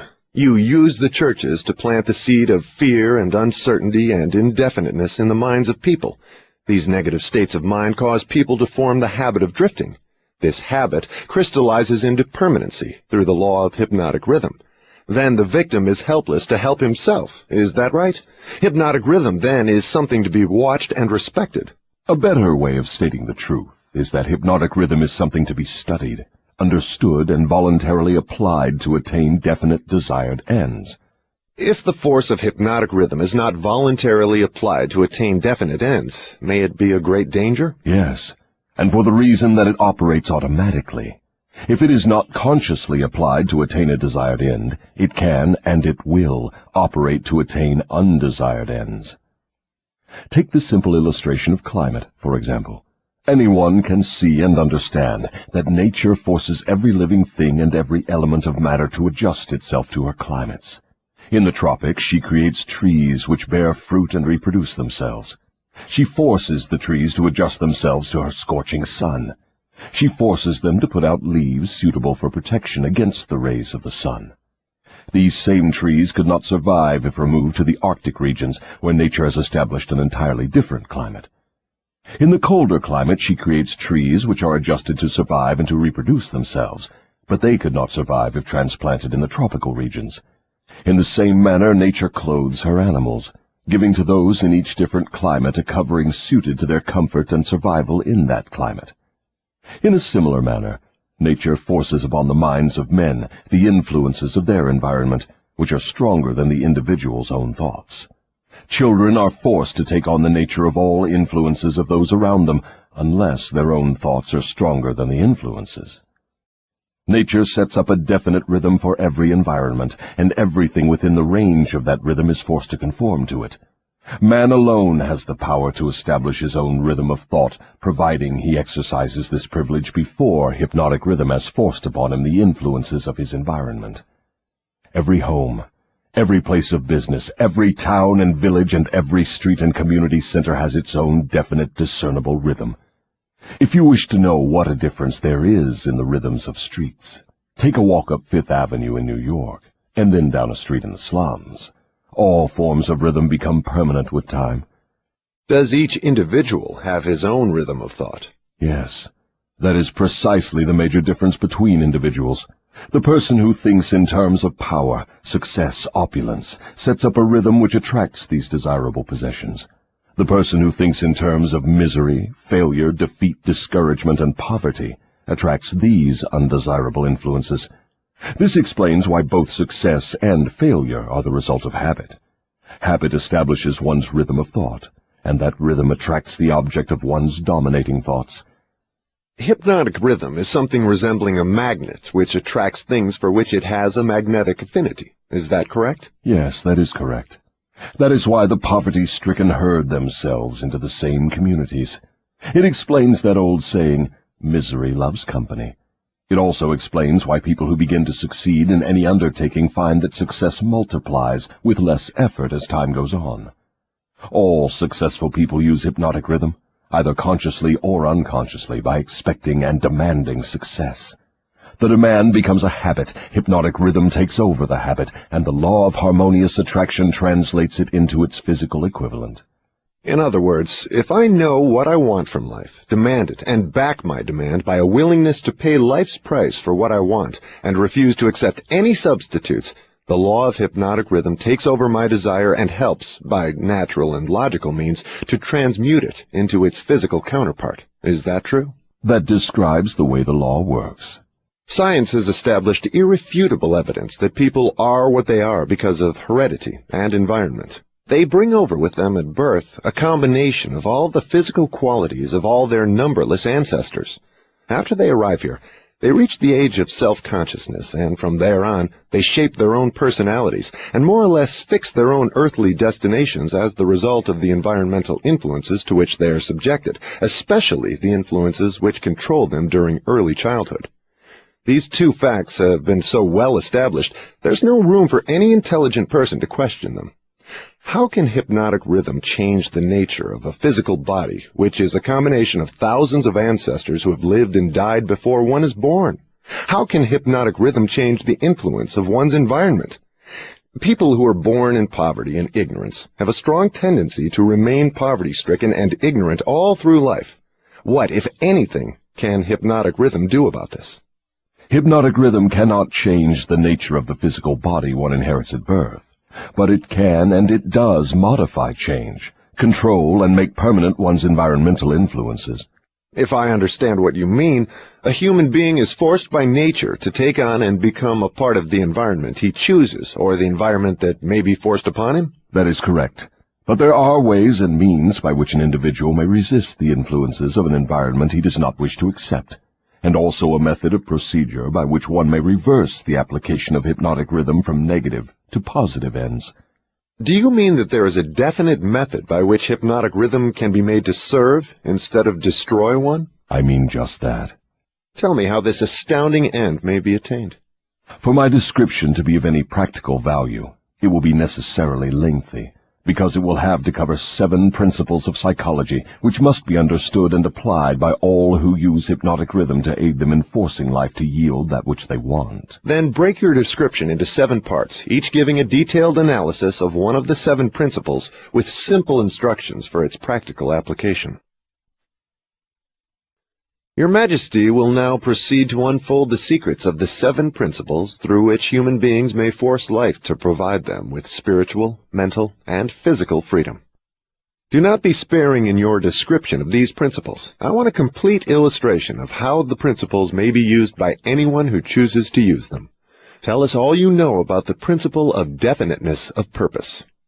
If you go through with this mad idea of publishing my confession, you will open the gates of hell and turn loose all the precious souls I have collected back down through the ages. You will deprive me of souls yet unborn. You will release from my bondage millions now living. Stop, I beg of you. Open up. Let's hear what you have to say about the principle of definiteness of purpose. You are pouring water on the fires of hell, but the responsibility is yours, not mine. I may as well tell you that any human being who can be definite in his aims and plans can make life hand over whatever is wanted. That is a broad claim, Your Majesty. Do you wish to tone it down a bit? Tone it down? No, I wish to tone it up. When you hear what I now have to say, you will understand why the principle of definiteness is so important. My opposition uses a clever little trick to cheat me of my control over people. The opposition knows that definiteness of purpose closes the door of one's mind so tightly against me that I cannot break through unless I can induce one to form the habit of drifting. Why doesn't your opposition give your secret to all people by telling them to avoid you through definiteness of purpose? You have already admitted that 2 out of every 100 people belong to your opposition. Because I am more clever than my opposition. I draw people away from definiteness with my promises. You see, I control more people than my opposition because I am a better salesman and a better showman. I attract people by feeding them liberally of the thought habits in which they like to indulge. Is definiteness of purpose something with which one must be born, or may it be acquired? Everyone, as I have told you before, is born with the privilege of being definite, but 98 out of every 100 people lose this privilege by sleeping on it. The privilege of definiteness can be maintained only by adopting it as a policy by which one is guided in all the affairs of life. Oh, I see. One takes advantage of the principle of definiteness, just as one may build a strong physical body, through constant, systematic use. Is that it? You have stated the truth clearly and accurately. Now I think we are getting somewhere, Your Majesty. We have at long last found the starting point from which all who become self-determining in life must take off. We have discovered from your astounding confession that your greatest asset is man's lack of caution, which enables you to lead him into the jungle of indefiniteness through simple bribes. We have learned, beyond the question of doubt, that anyone who adopts definiteness of purpose as a policy and uses it in all of his daily experiences cannot be induced to form the habit of drifting. Without the aid of the drifting habit, you are powerless to attract people through promises. Is this correct? I couldn't have stated the truth more clearly myself. Go ahead now and describe how people neglect their privilege of being free and self-determining through indefiniteness and drifting. I have already made brief reference to this principle, but I will now go into more minute details as to how the principle works. I shall have to begin at the time of birth. When a child is born, it brings with it nothing but a physical body representing the evolutionary results of millions of years of ancestry. Its mind is a total blank. When the child reaches the age of consciousness and begins to recognize the objects of its surroundings, it begins also to imitate others. Imitation becomes a fixed habit. Naturally, the child imitates, first of all, its parents. Then it begins to imitate its other relatives and daily associates, including its religious instructors and school teachers. The imitation extends not merely to physical expression, but also to thought expression. If a child's parents fear me and express that fear within range of the child's hearing, the child picks up the fear through the habit of imitation and stores it away as part of its subconscious stock of beliefs. If the child's religious instructor expresses any form of fear of me, and they all do in one form or another, that fear is added to the similar fear passed to the child by its parents, and the two forms of negative imitation are stored away in the subconscious mind to be drawn upon and used by me later in life. In a similar way, the child learns by imitation to limit its power of thought by filling its mind with envy, hatred, greed, lust, revenge, and all the other negative impulses of thought which destroy all possibility of definiteness. Meanwhile, I move in and induce the child to drift until I bind its mind through hypnotic rhythm. Am I to understand from your remarks that you have to gain control of people while they are very young, or lose your opportunity at them altogether? I prefer to claim them before they come into possession of their own minds. Once any person learns the power of his own thoughts, he becomes positive and difficult to subdue. As a matter of fact, I cannot control any human being who discovers and uses the principle of definiteness. Is the habit of definiteness a permanent protection against your control? No, not by any means. Definiteness closes the door of one's mind to me only as long as that person follows the principle as a matter of policy. Once any person hesitates, procrastinates, or becomes indefinite about anything, he is just one step removed from my control. What has definiteness to do with one's material circumstances? I want to know if one may acquire power through definiteness of purpose without inviting destruction through the law of compensation.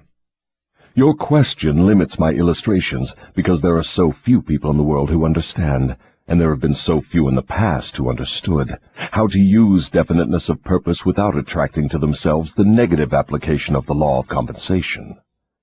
Here you are forcing me to disclose one of my most prized tricks. I am bound to tell you that I eventually reclaim for my cause all who escape me temporarily through definiteness of purpose. The reclamation is made by filling the mind with greed for power and the love of egotistical expression, until the individual falls into the habit of violating the rights of others. Then I step in with the law of compensation and reclaim my victim. So I see from your admission that definiteness of purpose may be dangerous in proportion to its possibility as a power. Is that true? Yes. And what is more important, Every principle of good carries with it the seed of an equivalent danger. That is hard to believe. What danger, for example, can there be in the habit of love of truth? The danger lies in the word habit. All habits, save only that of the love of definiteness of purpose, may lead to the habit of drifting. Love for truth, unless it assumes the proportion of definite pursuit of truth, may become similar to all other good intentions. You know, of course, what I do with good intentions. Is love for one's relatives also dangerous? The love for anything or anyone, save only the love of definiteness of purpose, may become dangerous. Love is a state of mind which beclouds reason, saps willpower, and blinds one to facts and truth. Everyone who becomes self-determining and gains spiritual freedom to think his own thoughts must examine carefully every emotion that seems even remotely related to love. You may be surprised to know that love is one of my most effective baits. With it I lead into the habit of drifting those whom I could attract with nothing else. That is why I have placed it at the head of my list of bribes. Show me what any person loves most, and I will have my cue as to how that person can be induced to drift, until I bind him with hypnotic rhythm. Love and fear combined give me the most effective weapons with which I induce people to drift. One is as helpful to me as the other. Both have the effect of causing people to neglect to develop definiteness in the use of their own minds. Give me control over a person's fears, and tell me what he loves most, and you may as well mark that person down as my slave. Both love and fear are emotional forces of such stupendous potency that either may completely set aside the power of will and the power of reason. Without will and reason, there is nothing left to support definiteness of purpose.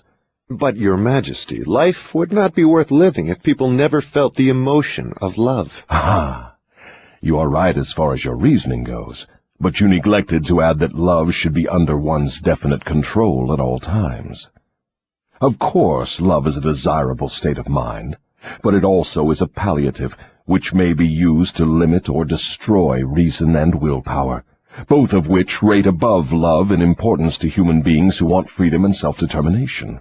I understand from what you say that people who gain power must harden their emotions, master fear, and subdue love. Is that correct?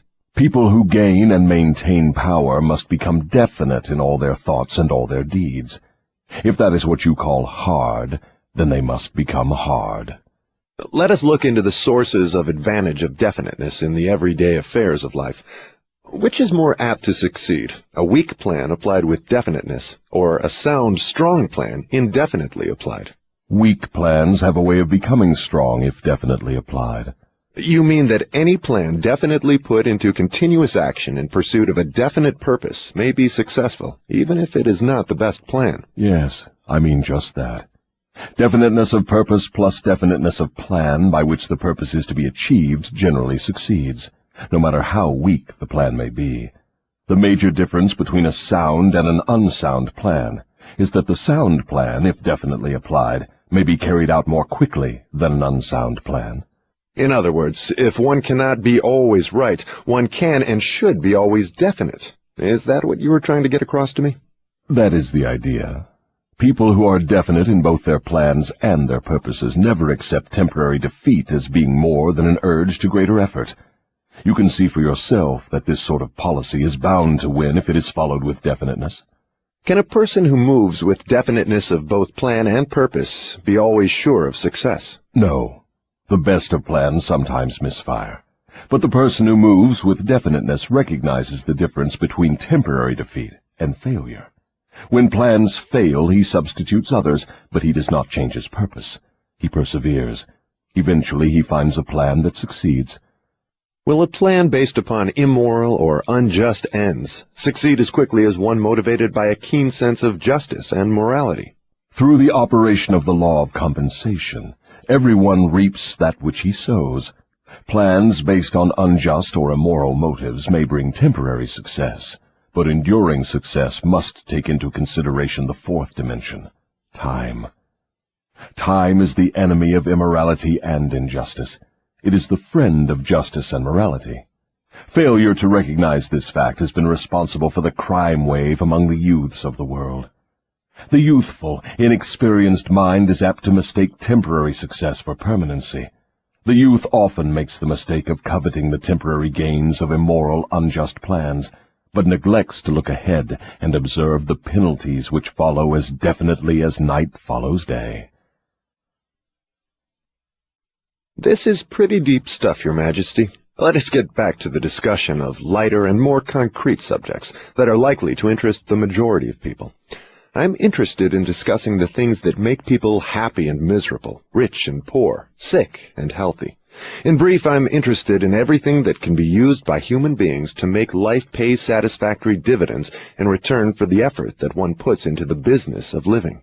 Very well, let us be definite. You have my idea. Your Majesty has a tendency to stray off into abstract details which most people can neither understand nor use in the solution of their problems. Could that, by any chance, be a definite plan of yours to answer my questions with indefinite answers? If that is your plan, it is a slick trick, but it will not work. Go ahead now, and tell me something more of the miseries and failures of human beings growing directly out of indefiniteness. Why not permit me to tell you more of the pleasures and successes of people who understand and apply the principle of definiteness? I observe that sometimes people with definiteness of plan and purpose get what they ask from life, only to find after they get it that they do not want it. What then? Generally, one can get rid of whatever is not wanted by application of the same principle of definiteness with which the thing was acquired. A life that is lived with fullness of peace of mind, contentment, and happiness always divests itself of everything it does not want. Anyone who submits to annoyance by things he does not want is not definite. He is a drifter. What about married people who cease to want each other? Should they separate? Or is it true that all marriages are made in heaven, and the contracting parties are, therefore, forever bound by their bargain, even though it may prove to be a poor one for both? First, let me correct that old saying that all marriages are made in heaven. I know of some which were made on my side of the fence. Minds which do not harmonize should never be forced to remain together in marriage or any other relationship. Friction and all forms of discord between minds lead inevitably to the habit of drifting, and of course to indefiniteness. Aren't people sometimes bound to others by a relationship of duty, which renders it impractical for them to take from life what they want most? Duty is one of the most abused and misunderstood words in existence. The first duty of every human being is to himself. Every person owes himself the duty of finding how to live a full and happy life. Beyond this, if one has time and energy, not needed in the fulfillment of his own desires, one may assume responsibility for helping others. Isn't that a selfish attitude? And isn't selfishness one of the causes of failure to find happiness? I stand by my statement that there is no higher duty than that which one owes himself. Doesn't a child owe something in the way of duty to its parents, who gave it life and sustenance during its periods of helplessness? Not at all. It is just the other way round. Parents owe their children everything they can give them in the way of knowledge. Beyond that, parents often spoil instead of helping their offspring by a false sense of duty, which prompts them to indulge their children instead of forcing them to seek and gain knowledge at first hand. I see what you mean. Your theory is that too much help thrust upon the youth encourages him to drift and become indefinite in all things. You believe that necessity is a teacher of great sagacity, that defeat carries with it an equivalent virtue, that unearned gifts of every nature may become a curse instead of a blessing. Is that correct? You have stated my philosophy perfectly. My belief is not theory, it is fact. Then you do not advocate prayer as a means of gaining desirable ends. On the contrary, I do advocate prayer, but not the sort of prayer that consists of empty, begging, meaningless words. The sort of prayer against which I am helpless is the prayer of definiteness of purpose. I never thought of definiteness of purpose as being a prayer. How can it be? Definiteness is in effect the only sort of prayer upon which one can rely. It places one in the way of using hypnotic rhythm to attain definite ends, by the mere act of appropriating it from the great universal storehouse of infinite intelligence. The appropriation, in case you are interested, takes place through definiteness of purpose, persistently pursued. Why do the majority of prayers fail? They don't. All prayers bring that for which one prays. But you just said that definiteness of purpose is the only sort of prayer upon which one can rely. Now you say that all prayers bring results. What do you mean? There is nothing inconsistent about it. The majority of people who pray go to prayer only after everything else fails them. Naturally, they go with their minds filled with fear that the prayers will not be answered. Well, their fears are realized. The person who goes to prayer with definiteness of purpose and faith in the attainment of that purpose puts into motion the laws of nature, which transmute one's dominating desires into their physical equivalent. That is all there is to prayer. One form of prayer is negative and brings only negative results. One form is positive and brings definite positive results. Could anything be more simple? People who whine and beg God to assume responsibility for all their troubles and provide them with all the necessities and luxuries of life are too lazy to create what they want and translate it into existence through the power of their own minds. When you hear a person praying for something that he should procure through his own efforts, you may be sure you are listening to a drifter. Infinite intelligence favors only those who understand and adapt themselves to her laws. She makes no discrimination because of fine character or pleasing personality. These things help people negotiate their way through life more harmoniously with one another. But the source from which prayer is answered is not impressed by fine feathers. Nature's law is, know what you want, adapt yourself to my laws, and you shall have it. Does that harmonize with the teachings of Christ? Perfectly. Also, it harmonizes with the teachings of all truly great philosophers. Is your theory of definiteness in harmony with the philosophy of men of science? Definiteness is the major difference between a scientist and a drifter. Through the principle of definiteness of purpose and plan, the scientist forces nature to hand over her most profound secrets. It was through this principle that Edison uncovered the secret of the talking machine, the incandescent electric light, and scores of other benefits for mankind. Then I understand that definiteness is the first requisite for success in all earthly undertakings. Is that right? Exactly. Anything which teaches people to examine facts and coordinate them into definite plans through accurate thinking is hard on my profession. If this thirst for definite knowledge now spreading over the world keeps up, my business will be shot to pieces within the next few centuries. I thrive on ignorance, superstition, intolerance, and fear. But I cannot stand up under definite knowledge properly organized into definite plans in the minds of people who think for themselves. Why don't you take over omnipotence and manage the whole works in your own way? You might as well ask why the negative portion of the electron doesn't take over the positive portion and run the entire works. The answer is that both the positive and the negative charges of energy are necessary to the existence of the electron. One is balanced equally against the other, stalemated as it were. So it is with what you call omnipotence and I. We represent the positive and the negative forces of the entire system of universes, and we are equally balanced one against the other. If this power of balance were shifted the slightest degree, the whole system of universes would become quickly reduced to a mass of inert matter. Now you know why I cannot take over the whole show and run it my way.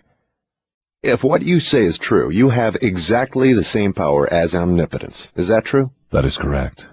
My opposition, you call it omnipotence, expresses itself through the forces which you call good, the positive forces of nature.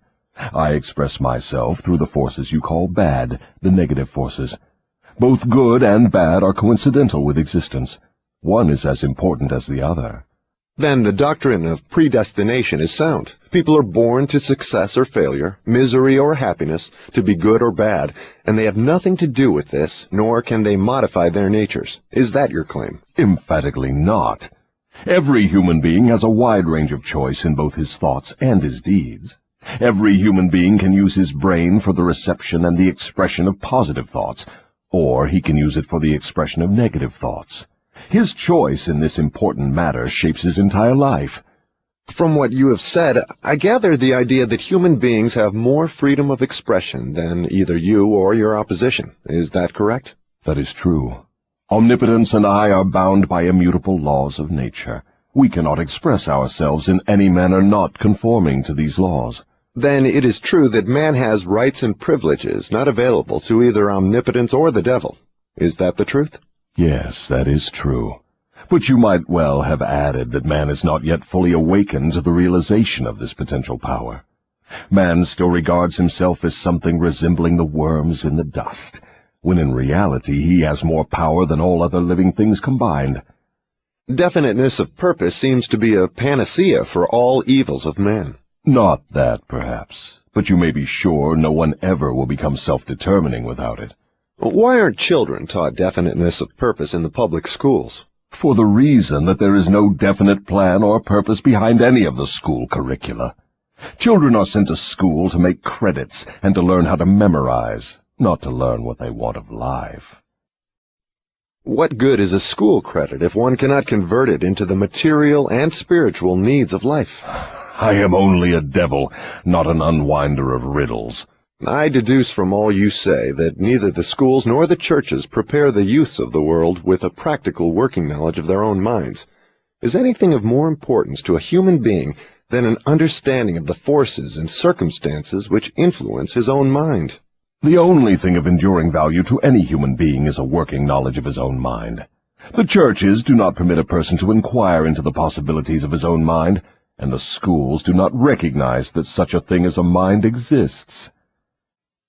Aren't you a little hard on the schools and the churches? No, I am merely describing them as they are, without bias or prejudice. Aren't the schools and the churches your bitter enemies? Their leaders may think they are, but I am impressed only by facts. The truth is this, if you must know it. The churches are my most helpful allies, and the schools run the churches a close second. On what specific or general grounds do you make this claim? On the grounds that both the churches and the schools help me to convert people to the habit of drifting. Do you realize that your charge is substantially a sweeping indictment of the two institutions of major importance which have been responsible for civilization in its present form? Do I realize it? Man alive, I gloat over it. If the schools and churches had taught people how to think for themselves, where would I be now? This confession of yours will disillusion millions of people whose only hope for salvation is in their churches. Isn't that a cruel thing to do to them?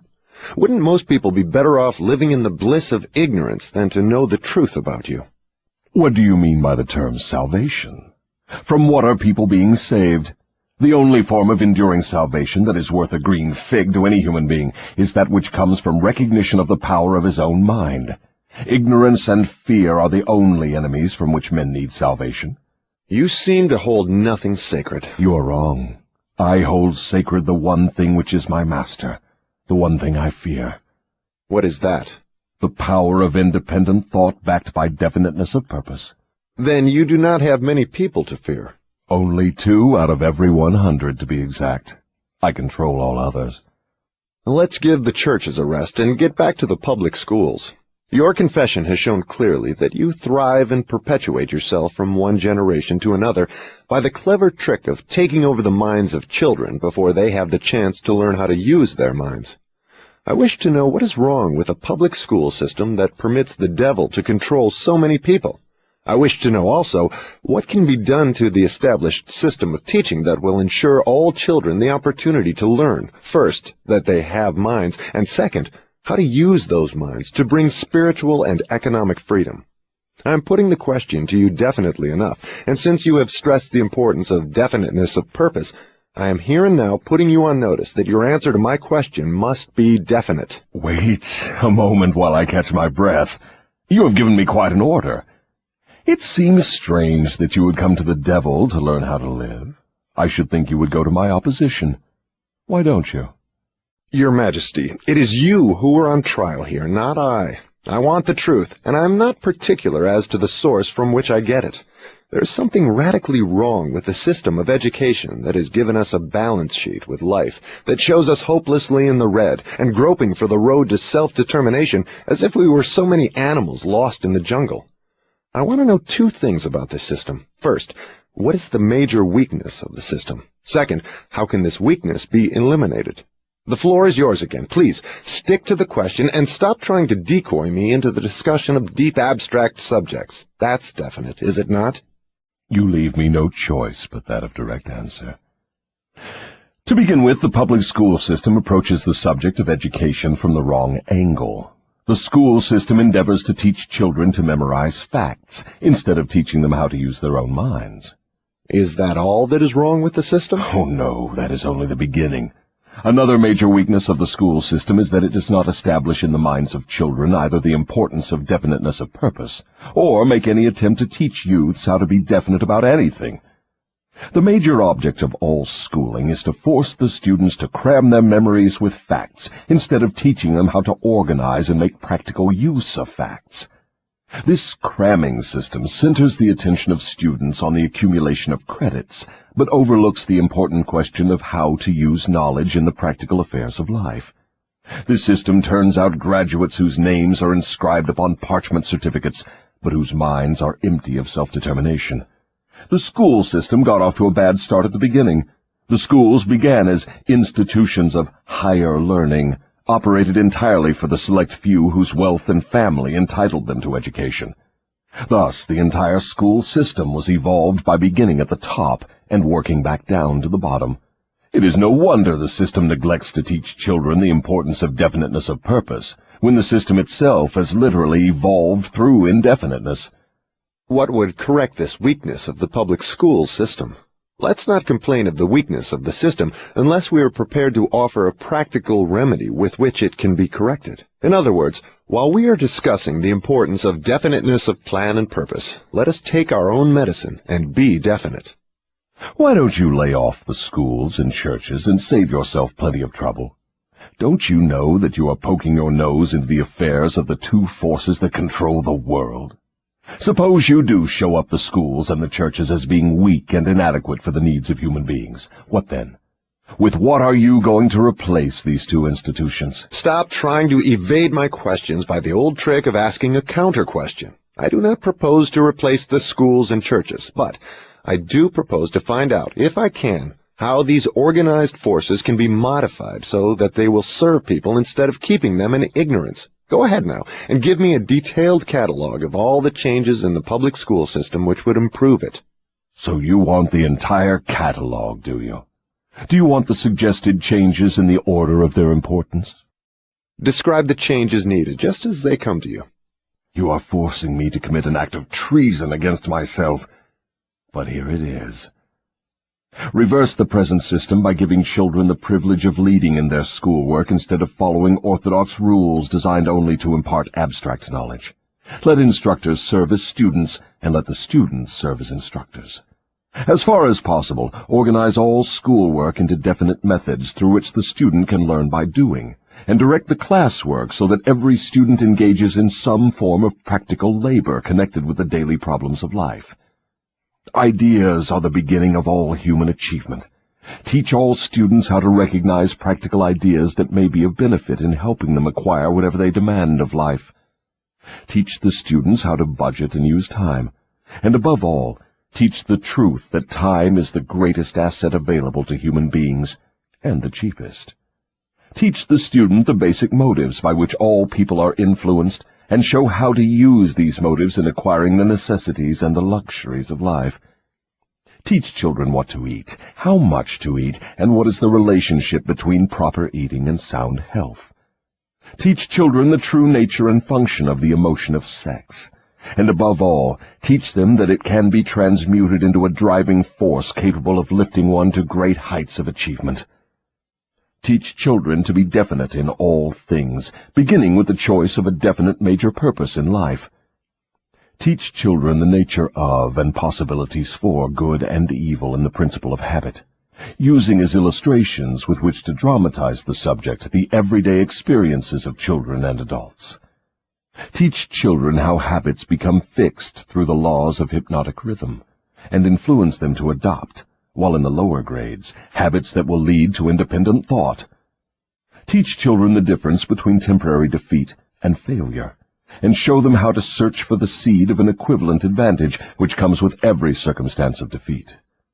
Teach children to express their own thoughts fearlessly, and to accept or reject at will all ideas of others, reserving to themselves always the privilege of relying upon their own judgment.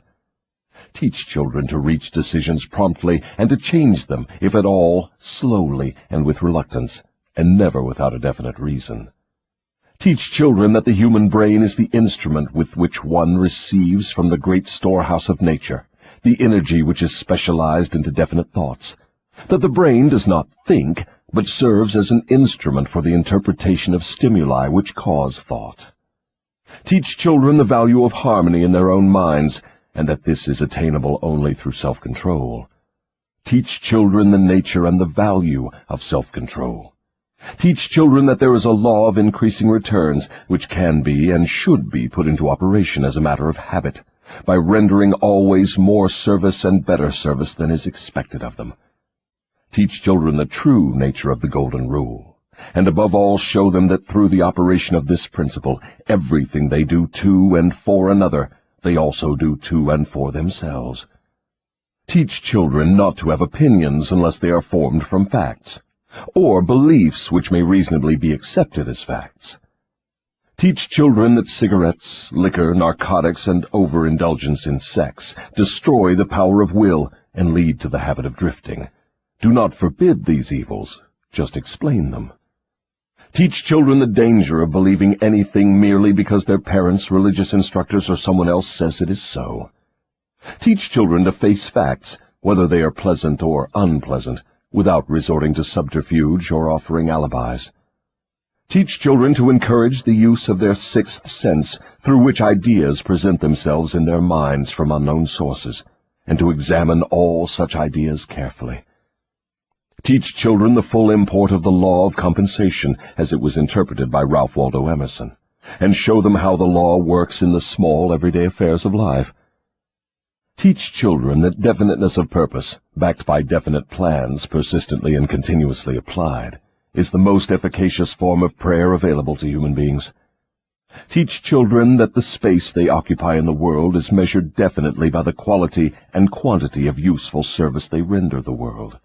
Teach children there is no problem which does not have an appropriate solution, and that the solution often may be found in the circumstance creating the problem. Teach children that their only real limitations are those which they set up or permit others to establish in their own minds. Teach them that man can achieve whatever man can conceive and believe.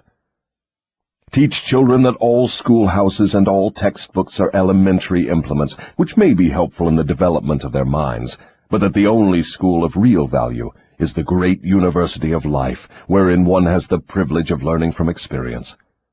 Teach children to be true to themselves at all times, and since they cannot please everybody, therefore to do a good job of pleasing themselves. That is an imposing list, but it seems conspicuous by the fact it ignores practically every subject now taught in the public schools. Was that intended? Yes. You asked for a list of suggested changes in public school curricula which would benefit children. Well, that is what you got. Some of the changes you suggest are so unorthodox they would shock most of the educators of today, wouldn't they? Most of the educators of today need to be shocked. A good, sound shock often helps the brain that has been atrophied by habit. Would the changes you suggest for the public schools give children immunity against the habit of drifting? Yes, that is one of the results the changes would bring, but there are others, too. How could the suggested changes be forced into the public school system? You know, of course, it is as difficult to get a new idea into an educator's brain as it is to interest a religious leader in modifying religion so it will help people to get more from life. The quickest and surest way to force practical ideas into the public schools is to first introduce the ideas through private schools and establish such a demand for their use that public school officials will be compelled to employ them. Should any other changes be made in the public school system? Yes, many. Among other changes needed in all public school programs is the addition of a complete course of training in the psychology of harmonious negotiation between people. All children should be taught how to sell their way through life with the minimum amount of friction.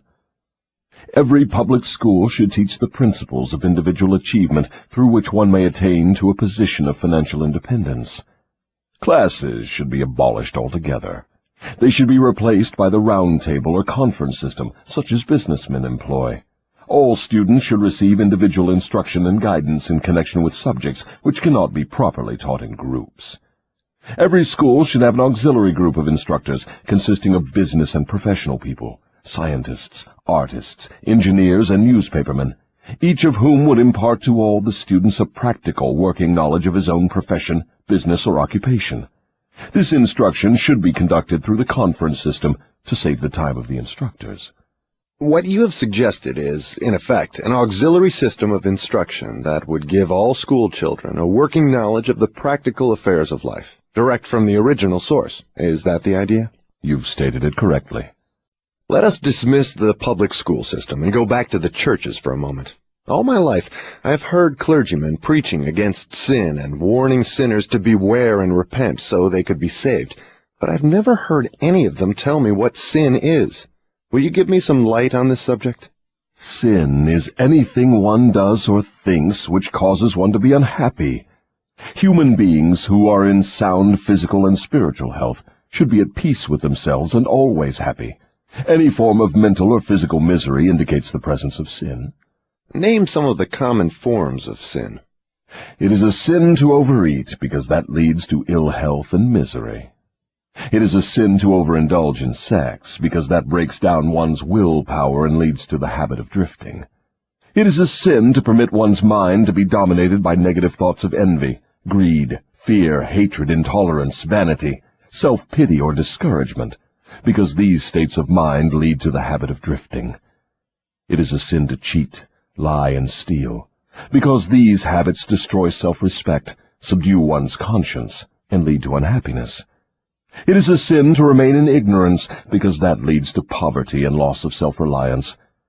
It is a sin to accept from life anything one does not want, because that indicates an unpardonable neglect to use the mind. Is it a sin for one to drift through life without definite aim, plan, or purpose? Yes, because this habit leads to poverty and destroys the privilege of self-determination. It also deprives one of the privilege of using his own mind as a medium of contact with infinite intelligence. Are you the chief inspirer of sin? Yes. It is my business to gain control of the minds of people in every way possible. Can you control the mind of a person who commits no sin? I cannot, because that person never permits his mind to be dominated by any form of negative thought. I cannot enter the mind of one who never sins, let alone control it. What is the commonest and most destructive of all sins? Fear and ignorance. Have you nothing else to add to the list? There is nothing else to be added. What is faith? It is a state of mind wherein one recognizes and uses the power of positive thought as a medium by which one contacts and draws upon the universal store of infinite intelligence at will. In other words, faith is the absence of all forms of negative thought. Is that the idea? Yes, that is another way of describing it. Has a drifter the capacity to use faith? He may have the capacity, but he does not use it. Everyone has the potential power to clear his mind of all negative thoughts, and thereby avail himself of the power of faith. Stating the matter in another way, faith is definiteness of purpose backed by belief in the attainment of the object of that purpose. Is that correct?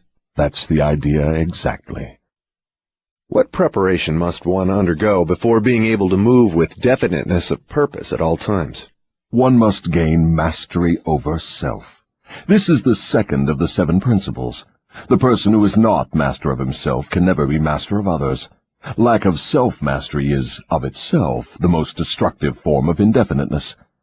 Where should one begin when making a start at control over self? By mastering the 3 appetites responsible for most of one's lack of self-discipline. The 3 appetites are 1. The desire for food, 2. The desire for expression of sex, 3. The desire to express loosely organized opinions. Does man have other appetites which need control? Yes, many of them. But these 3 are the ones which should be conquered first. When a man becomes master of these 3 appetites, he has developed enough self-discipline to conquer easily those of lesser importance. But these are natural appetites. They must be indulged if one is to be healthy and happy. To be sure, they are natural appetites, but they are also dangerous, because people who have not mastered themselves overfeed the appetites. Self-mastery contemplates sufficient control over the appetites to enable one to feed them what they need and withhold food not needed.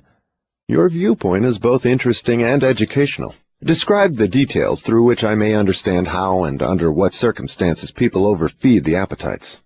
Take the desire for physical food, for example. The majority of people are so weak in self-discipline they fill their stomachs with combinations of rich food which please the taste but overwork the organs of digestion and elimination. They pour into their stomachs both quantity and combinations of food, which the body chemist can dispose of only by converting the food into deadly toxic poisons. These poisons clog and stagnate the body's sewer system until it slows down in its work of elimination of waste matter. After a while, the sewer system stops working altogether, and the victim has what he calls constipation. By that time, he is ready for the hospital. Auto-intoxication, or body sewer poisoning, takes the machinery of the brain and rolls it into something resembling a wad of putty. The victim then becomes sluggish in his physical movements and mentally irritable and fussy. If he could only take one good look at and one bad smell of his sewer system, he would be ashamed to look himself in the face.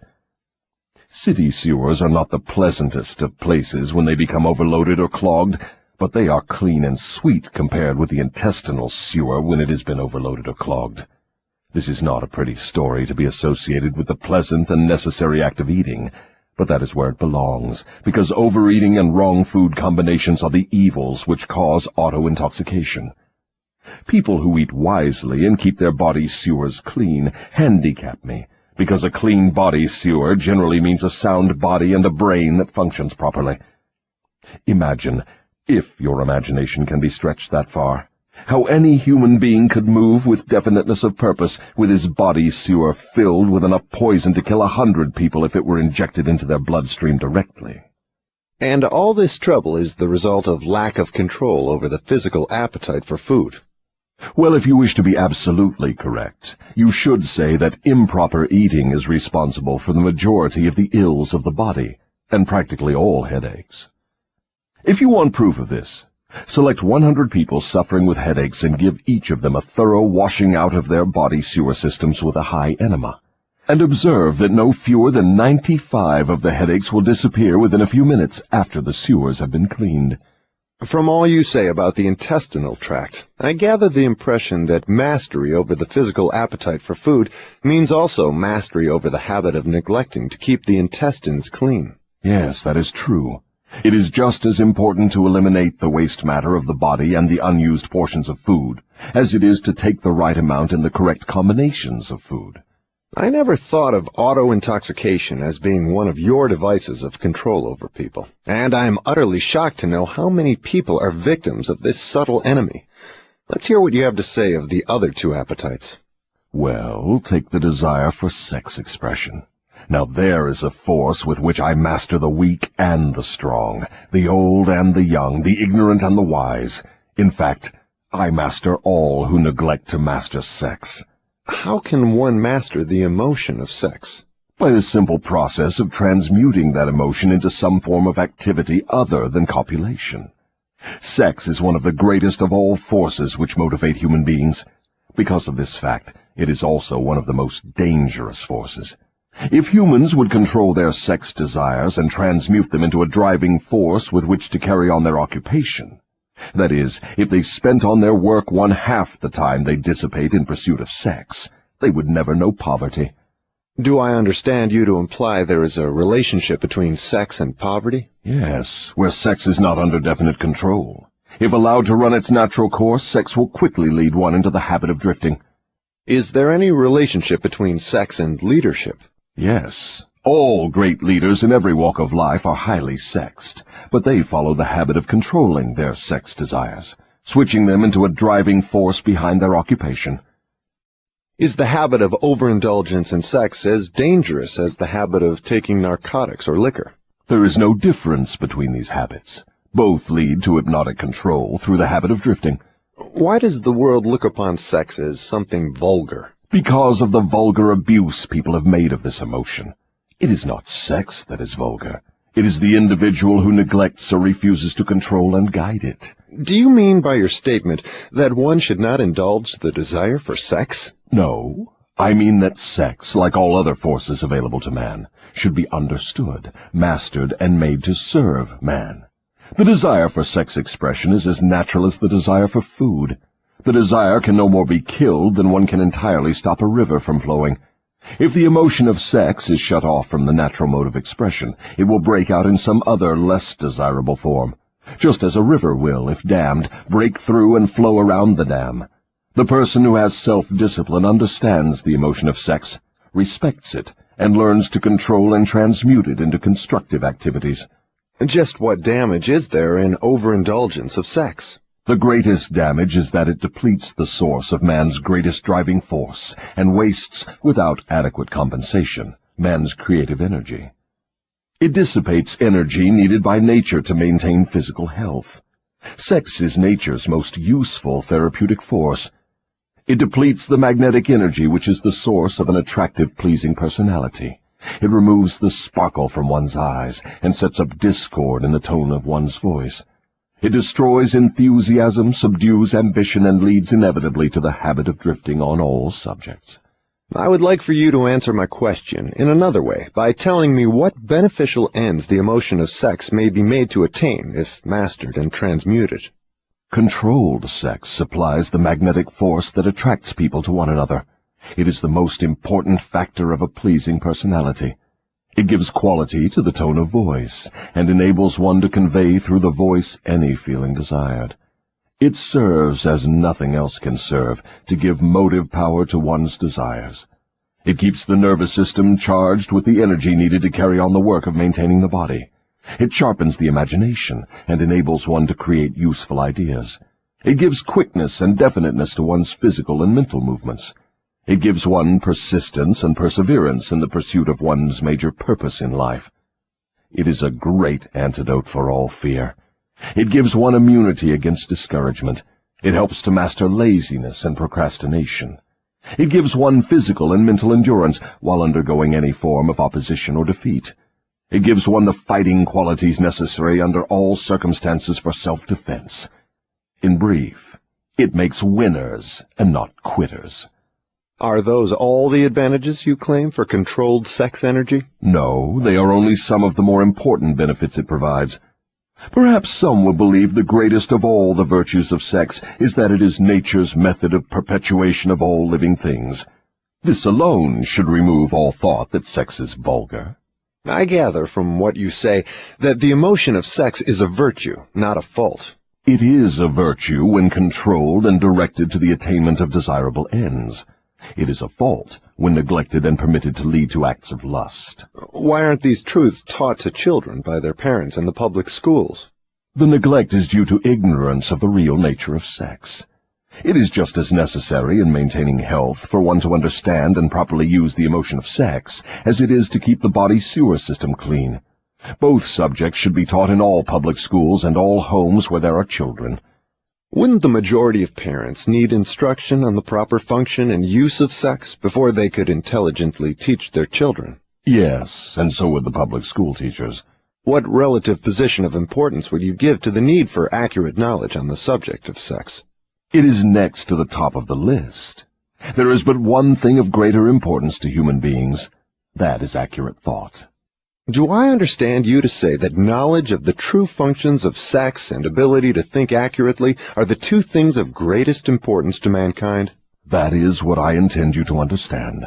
Accurate thinking comes first because it is the solution to all man's problems, the answer to all his prayers, the source of opulence and all material possessions.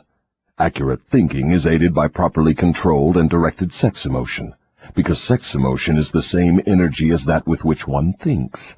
It begins with those who desire self-determination sufficiently to be willing to pay its price.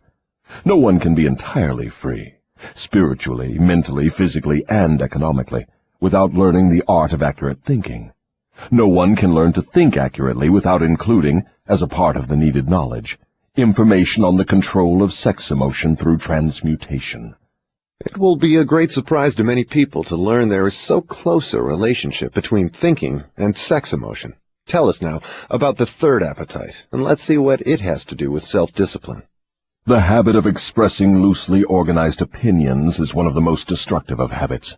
Its destructiveness consists in its tendency to influence people to guess instead of searching for the facts when they form opinions, create ideas, or organize plans. The habit develops a grasshopper mind, one that jumps from one thing to another but never completes anything. And, of course, carelessness in the expression of opinions leads to the habit of drifting. From there it is only a step or two until one is bound by the law of hypnotic rhythm, which automatically prohibits accurate thinking. What other disadvantages are there in free expression of opinions? The person who talks too much informs the world of his aims and plans and gives to others the opportunity to profit by his ideas. Wise men keep their plans to themselves and refrain from expressing uninvited opinions. This prevents others from appropriating their ideas and makes it difficult for others to interfere with their plans. Why do so many people indulge in the habit of expressing uninvited opinions? The habit is one way of expressing egotism and vanity. The desire for self-expression is inborn in people. The motive back of the habit is to attract the attention of others and to impress them favorably. Actually, it has just the opposite effect. When the self-invited speaker attracts attention, it usually is unfavorable. Yes. What other disadvantages has the habit? The person who insists on talking seldom has an opportunity to learn by listening to others. But isn't it true that a magnetic speaker often puts himself in the way of opportunity to benefit himself by attracting the attention of others through his powers of oratory? Yes, a magnetic orator does have an asset of tremendous value in his ability to impress people by his speech. But he cannot make the best use of this asset if he forces his speech on others without their invitation. No single quality adds more to one's personality than the ability to speak with emotional feeling, force, and conviction. But the speaker must not impose his speech upon others without being invited to do so. There is an old saying that nothing is worth more than its actual cost. This applies as well to the free, uninvited expression of opinions as to material things. What about people who volunteer their opinions by expressing them in writing? Do they also suffer by lack of self-discipline? One of the worst pests on earth is the person who writes uninvited letters to people of prominence. Men in public office, moving picture stars, men who have succeeded in business or written a best-selling book. And people whose names appear often in the newspapers are continuously besieged by people who write letters expressing their opinion on all subjects. But the writing of uninvited letters is a harmless way of finding pleasure through self-expression, is it not? What damage does one do by the habit? Habits are contagious. Every habit attracts a flock of its relatives. The habit of doing anything that is useless leads to the formation of other habits that are useless, especially the habit of drifting. But that is not all the dangers associated with the habit of indulging in uninvited expression of opinions. The habit creates enemies and places in their hands dangerous weapons by which they may do great injury to the one who indulges in it. Thieves and confidence men and racketeers pay big prices for the names and addresses of the writers of uninvited letters. Knowing as they do, the writers of these letters become easy victims of all manner of schemes that result in the loss of their money. They refer to the writers of such letters as nuts. If you wish to know how foolish people are who write uninvited letters, read the nut column of any newspaper, the column in which the paper publishes the voluntary opinions of its readers, and you will see for yourself how the writers of such letters antagonize people and invite opposition from others. Now, I had no idea, Your Majesty, that people get into so much difficulty through uninvited expression of their opinions. But now that you have brought up the subject, I do remember writing the editor of a prominent magazine an uninvited letter of criticism, which cost me a fine position on his staff, at a fat salary. That is a perfect example. The proper place to begin self-discipline is right where you stand. The way to begin is by recognizing the truth, that there is nothing for good or evil throughout the myriads of universes except the power of natural law. There is no individual personality anywhere throughout the myriad of universes with the slightest power to influence a human being, save nature and human beings themselves. There is no human being now living, no human being has ever lived, and no human being ever will live with the right or the power to deprive another human being of the inborn privilege of free and independent thought. That privilege is the only one over which any human being can have absolute control. No adult human being ever loses the right to freedom of thought, but most humans lose the benefits of this privilege either by neglect or because it has been taken away from them by their parents or religious instructors before the age of understanding. These are self-evident truths, no less important because they are being called to your attention by the devil than they would be if brought to your attention by my opposition. But what are people going to lean upon in the hour of emergency, when they know not where nor to whom to appeal? Let them lean upon the only dependable power available to any human being. And what is that? Themselves. The power of their own thoughts. The only power they can control and may rely upon.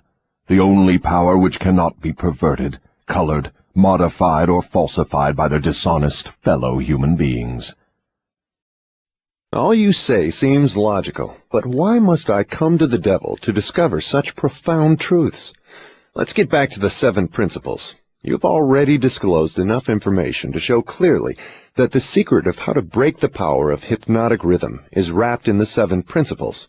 You have shown, too, that the most important of these principles is self-discipline. Now, go ahead and describe the other 5 principles you have not yet mentioned and indicate what part they play in giving one self-discipline.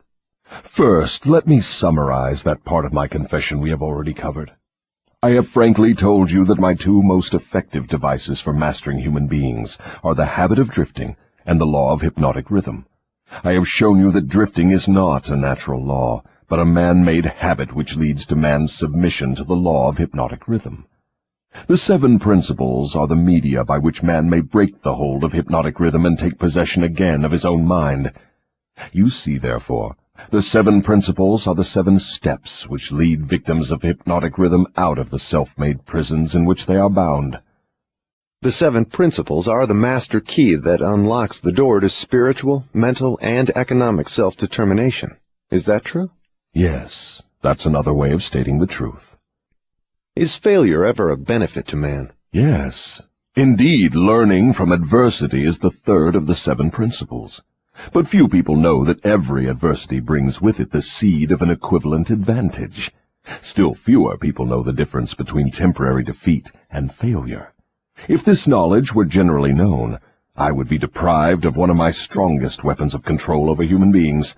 But I understood you to say that failure is one of your greatest allies. I got the impression from your confession that failure causes people to lose ambition and quit trying, and then you take them over without opposition on their part. That is just the point. I take them over after they quit trying. If they knew the difference between temporary defeat and failure, they would not quit when they meet with opposition from life. If they knew that every form of defeat and all failures bring with them the seed of unborn opportunity, they would keep on fighting and win. Success usually is but one short step beyond the point where one quits fighting. Is that all one might learn from adversity, defeat, and failure? No, that is the least of what one might learn. I hate to tell you this, but failure often serves as a blessing in disguise, because it breaks the grip of hypnotic rhythm and frees the mind for a fresh start. Now we are getting somewhere. So, you have confessed at long last that even nature's law of hypnotic rhythm can be, and often is, annulled by nature herself. Is that correct? No, that is not stating the matter accurately. Nature never reverses any of her natural laws. Nature does not take away a human being's freedom of thought through hypnotic rhythm. The individual gives up his freedom by abuse of this law. If a man jumped from a tree and was killed by the sudden impact of his body with the earth, through the law of gravity, you wouldn't say nature murdered him, would you? You would say the man neglected to relate himself properly to the law of gravity. I'm beginning to see. The law of hypnotic rhythm is capable of both negative and positive application. It may drag one down to slavery through loss of the privilege of freedom of thought, or it may help one rise to great heights of achievement through the free use of thought, depending on how the individual relates himself to the law. Is that correct? Now you have it right. But what about failure? One does not fail intentionally with purpose aforethought. No one encourages temporary defeat. These are circumstances over which the individual often has no control whatsoever. How, then, can it be said that nature does not take away one's freedom of thought when failure destroys ambition, willpower, and the self-confidence essential to make a fresh start? Failure is a man-made circumstance. It is never real until it has been accepted by man as permanent. Stating it another way, failure is a state of mind. Therefore, it is something an individual can control until he neglects to exercise this privilege. Nature does not force people to fail, But nature does impose her law of hypnotic rhythm upon all minds, and through this law gives permanency to the thoughts which dominate those minds. In other words, failure thoughts are taken over by the law of hypnotic rhythm and made permanent if the individual accepts any circumstances as being permanent failure. That same law just as readily takes over and makes permanent thoughts of success. What part, then, does failure play in helping an individual break the grip of hypnotic rhythm after that law has been fastened upon his mind? Failure brings a climax in which one has the privilege of clearing his mind of fear and making a new start in another direction. Failure proves conclusively that something is wrong with one's aims or the plans by which the object of these aims is sought. Failure is the dead end of the habit path one has been following, and when it is reached it forces one to leave that path and take up another, thereby creating a new rhythm. But failure does more than this. It gives an individual an opportunity to test himself, wherein he may learn how much willpower he possesses. Failure also forces people to learn many truths they would never discover without it. Failure often leads an individual to an understanding of the power of self-discipline, without which no one could turn back after having once been the victim of hypnotic rhythm.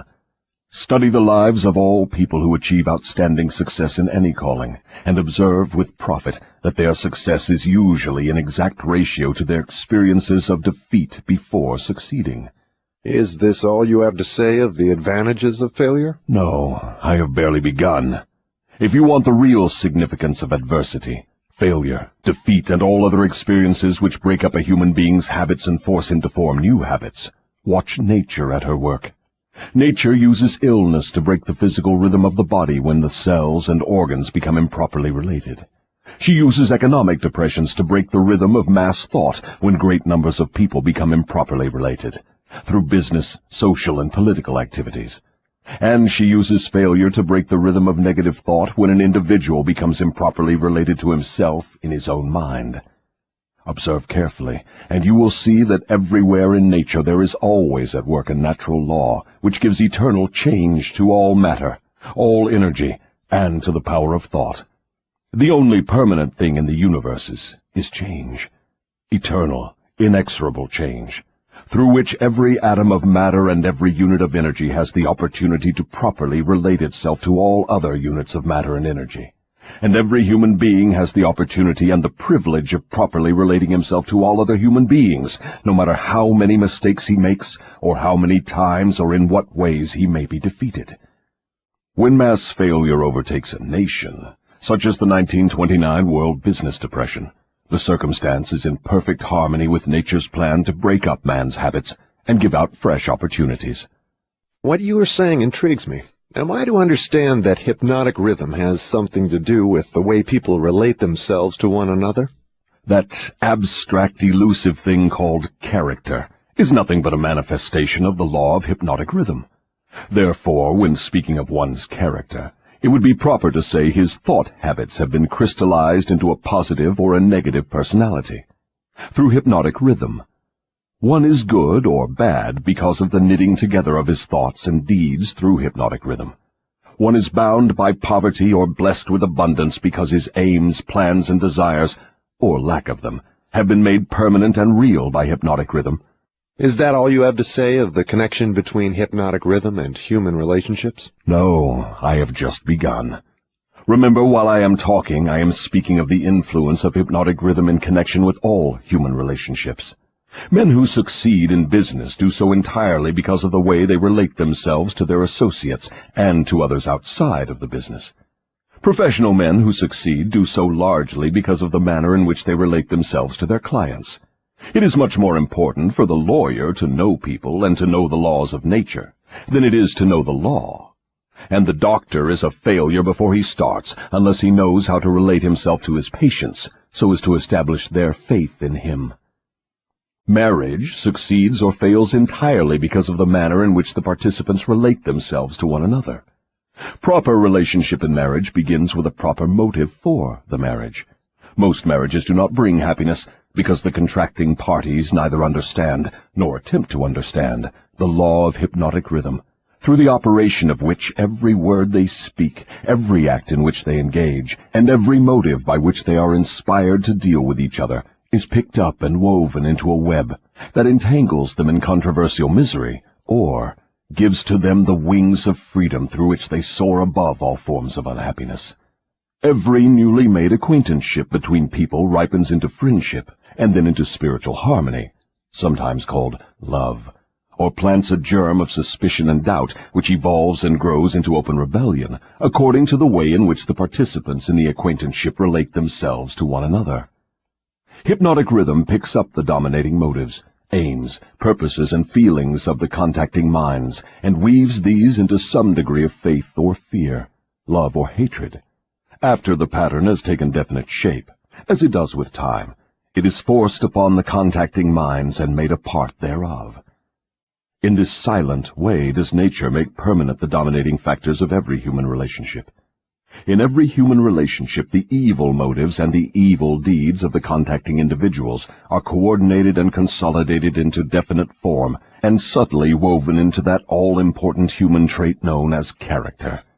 In the same manner, the motives and the deeds of good are consolidated and forced upon the individual. You see, therefore, it is not only one's deeds, but also one's very thoughts which determine the nature of all human relationships. You are leading into pretty deep water. Let's keep it near the shore, where I can follow you without fear of getting beyond a safe depth. Go ahead and tell me how this subject of human relationships actually works in the current affairs of a problem-filled world such as we have today. That is a happy thought. But let me make sure you understand the principles I am telling about, before I try to show you how to apply them in the affairs of life. I wish to be sure you understand that the law of hypnotic rhythm is something that no one can control, influence, or evade. But everyone can relate himself to this law so as to benefit by its inexorable operation. Harmonious relationship with the law consists entirely of the individual changing his habits so they represent the circumstances and the things the individual wants and is willing to accept. No one can change the law of hypnotic rhythm any more than one can change the law of gravity, but everyone can change himself. Remember, therefore, in all the discussion of this subject that all human relationships are made and maintained by the habits of the individuals related. The law of hypnotic rhythm plays only the part of solidifying the factors which constitute human relationships, but it does not create those factors. Before we go further with the discussion of human relationships, I want you to get a clear understanding of the subconscious mind. The term subconscious mind represents a hypothetical physical organ which has no actual existence. The mind of man consists of universal energy, some call it infinite intelligence, which the individual receives, appropriates, and organizes in definite thought forms through the network of intricate physical apparatus known as a brain. These thought forms are replicas of various stimuli which reach the brain through the 5 commonly known physical senses, and the 6th sense, which is not so well known. When any form of stimuli reaches the brain and takes the definite shape of thought, it is classified and stored away in a group of the brain cells known as the memory group. All thoughts of a similar nature are stored together, so that the bringing forth of one leads to easy contact with all its associates. The system is very similar to the modern office filing cabinet, and it is operated in a similar manner. The thought impressions with which one mixes the greatest amount of emotion or feeling are the dominating factors of the brain because they are always near the surface, at the top of the filing system, so to speak, where they spring into action voluntarily the moment an individual neglects to exercise self-discipline. These emotion-laden thoughts are so powerful, they often cause an individual to rush into action and indulge in deeds which have not been submitted to or approved by his reasoning faculty. These emotional outbursts usually destroy harmony in all human relationships. The brain often brings together combinations of emotional feelings so powerful they completely set aside the control of the reasoning faculty. On all such occasions, human relationships are apt to be lacking in harmony. Through the operation of the 6th sense, the brain of a human being may contact the filing cabinet of other brains and inspect at will whatever thought impressions are on file there. The condition under which one person may contact and inspect the filing cabinet of another person's brain is generally known as harmony. But you may better understand what is meant if I say brains attuned to the same rate of thought vibrations can easily and quickly exercise the privilege of entering and inspecting each other's filing cabinets of thoughts. In addition to receiving organized thoughts from the filing cabinets of other brains through the sixth sense, one can, through this same physical organ, contact and receive information from the universal storehouse known as infinite intelligence. All information reaching one's brain through the sixth sense comes from sources not easily isolated or traced. Therefore, this sort of information is generally believed to come from one's subconscious mind.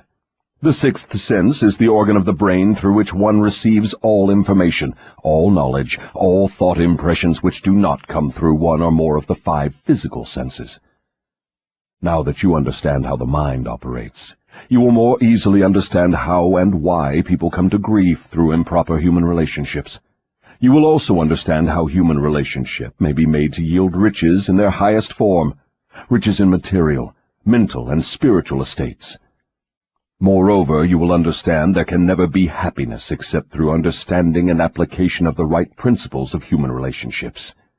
You will understand, too, that no individual is an entity unto himself, that completeness of mind can be attained only by harmony of purpose and deed between 2 or more minds. You will understand why every human being should, of his own choice, become his brother's keeper in fact, as well as in theory. What you say may be true, but I still insist that you have me beyond safe depths of thought. Let us get back nearer to the shore, where I can wade in familiar water. We shall go out into the deeper water after we learn to swim well. We started out to discuss the subject of how to profit by adversity, but it seems we have drifted somewhat afield from that subject. We have detoured, but we have not drifted. The devil never drifts. The detour was necessary in order that you might be prepared to understand the most important part of this entire interview. We are now ready to get back to the discussion of the subject of adversity. Inasmuch as most adversities grow out of improper relationships between people, it seems important to understand how people may become properly related. Naturally, the question arises as to what is a proper relationship between people. The answer is that the proper relationship is one that brings to all connected with it, or affected by it, some form of benefit. What then is an improper relationship? Any relationship between people which damages anyone, or brings any form of misery or unhappiness to any of the individuals. How can improper relationships be corrected? By change of mind of the person causing the improper relationship, or by changing the persons to the relationship. Some minds harmonize naturally, while others just as naturally clash. Successful human relationships, to endure as such, must be formed of minds that naturally harmonize, quite aside from the question of having common interests as a means of bringing them into harmony. When you speak of business leaders who succeed because they know how to pick men, you might more correctly say they succeed because they know how to associate minds which harmonize naturally. Knowing how to pick people successfully for any definite purpose in life is based upon ability to recognize the types of people whose minds naturally harmonize. Stay focused on adversity, if you will. If there are possible benefits to be found through adversity, name some of them. Adversity relieves people of vanity and egotism. It discourages selfishness by proving that no one can succeed without the cooperation of others. Adversity forces an individual to test his mental, physical, and spiritual strength. It thus brings him face to face with his weaknesses and gives him the opportunity to bridge them. Adversity forces one to seek ways and means to definite ends by meditation and introspective thought. This often leads to the discovery and use of the sixth sense through which one may communicate with infinite intelligence. Adversity forces one to recognize the need for intelligence not available except from sources outside of one's own mind. Adversity breaks old habits of thought and gives one an opportunity to form new habits. Therefore, it may serve to break the hold of hypnotic rhythm and change its operation from negative to positive ends. What is the greatest benefit one may receive through adversity? The greatest benefit of adversity is that it may, and generally does, force one to change one's thought habits, thus breaking and redirecting the force of hypnotic rhythm. In other words, failure always is a blessing when it forces one to acquire knowledge or to build habits that lead to the achievement of one's major purpose in life. Is that correct? Yes, and something more. Failure is a blessing when it forces one to depend less upon material forces and more upon spiritual forces. Many human beings discover their other selves, the forces which operate through the power of thought, only after some catastrophe deprives them of the full and free use of their physical bodies. When a man can no longer use his hands and his feet, he usually begins to use his brain. Thus he puts himself in the way of discovering the power of his own mind. What benefits may be derived from the loss of material things, money, for example? The loss of material things may teach many needed lessons, none greater, however, than the truth that man has control over nothing and has no assurance of the permanent use of anything except his own power of thought. I wonder if this is not the greatest benefit available through adversity. No. The greatest potential benefit of any circumstance which causes one to make a fresh start is that it provides an opportunity to break the grip of hypnotic rhythm and set up a new set of thought habits. New habits offer the only way out for people who fail. Most people who escape from the negative to the positive operation of the law of hypnotic rhythm do so only because of some form of adversity which forces them to change their thought habits. Isn't adversity apt to break one's self-reliance and cause one to give up hope? It has that effect on those whose willpower is weak through long-established habits of drifting. It has the opposite effect on those who have not been weakened through drifting. The non-drifter meets with temporary defeat and failure, but his reaction to all forms of adversity is positive. He fights instead of giving up, and usually wins. Life gives no one immunity against adversity, but life gives to everyone the power of positive thought, which is sufficient to master all circumstances of adversity and convert them into benefits. The individual is left with the privilege of using or neglecting to use his prerogative right to think his way through all adversities. Every individual is forced either to use his thought power for the attainment of definite positive ends, or by neglect or design, use this power for the attainment of negative ends. There can be no compromise, no refusal to use the mind. The law of hypnotic rhythm forces every individual to give some degree of use, either negative or positive, to his mind. But it does not influence the individual as to which use he will make of his mind.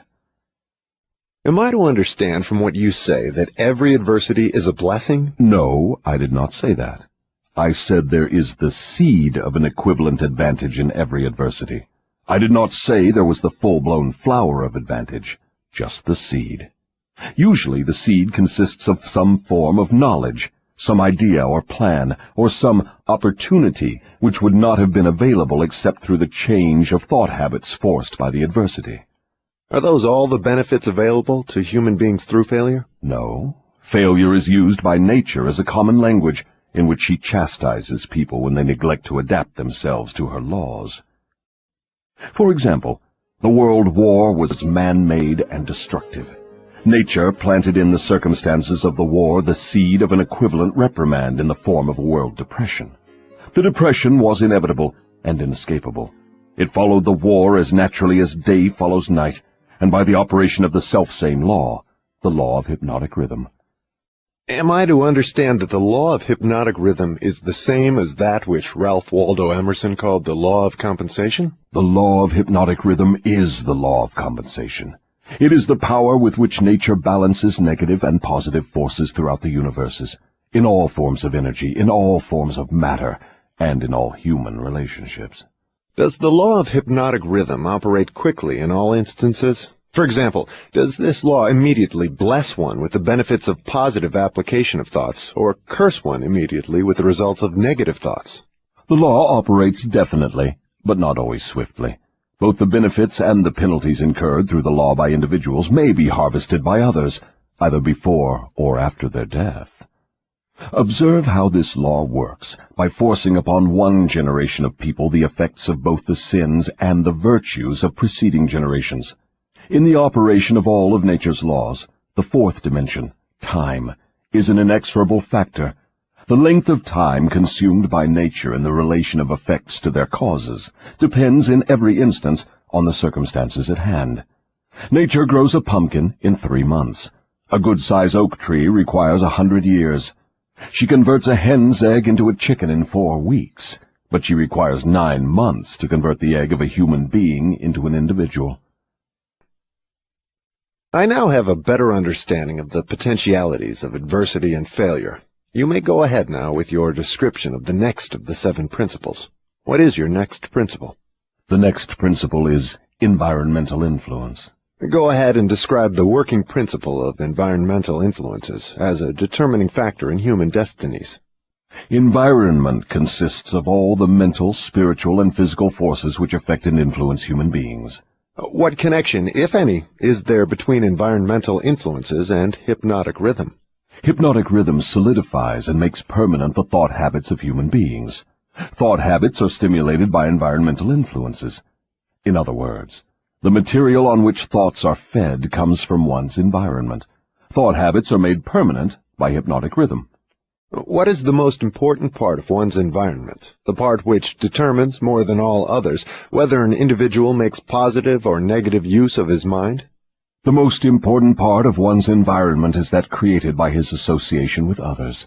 All people absorb and take over, either consciously or unconsciously, the thought habits of those with whom they associate closely. Do you mean by this that constant association with a person whose thought habits are negative influences one to form negative thought habits? Yes. The law of hypnotic rhythm forces every human being to form thought habits which harmonize with the dominating influences of his environment, particularly that part of his environment created by his association with other minds. Then it is important that one select one's close associates with great care. Yes.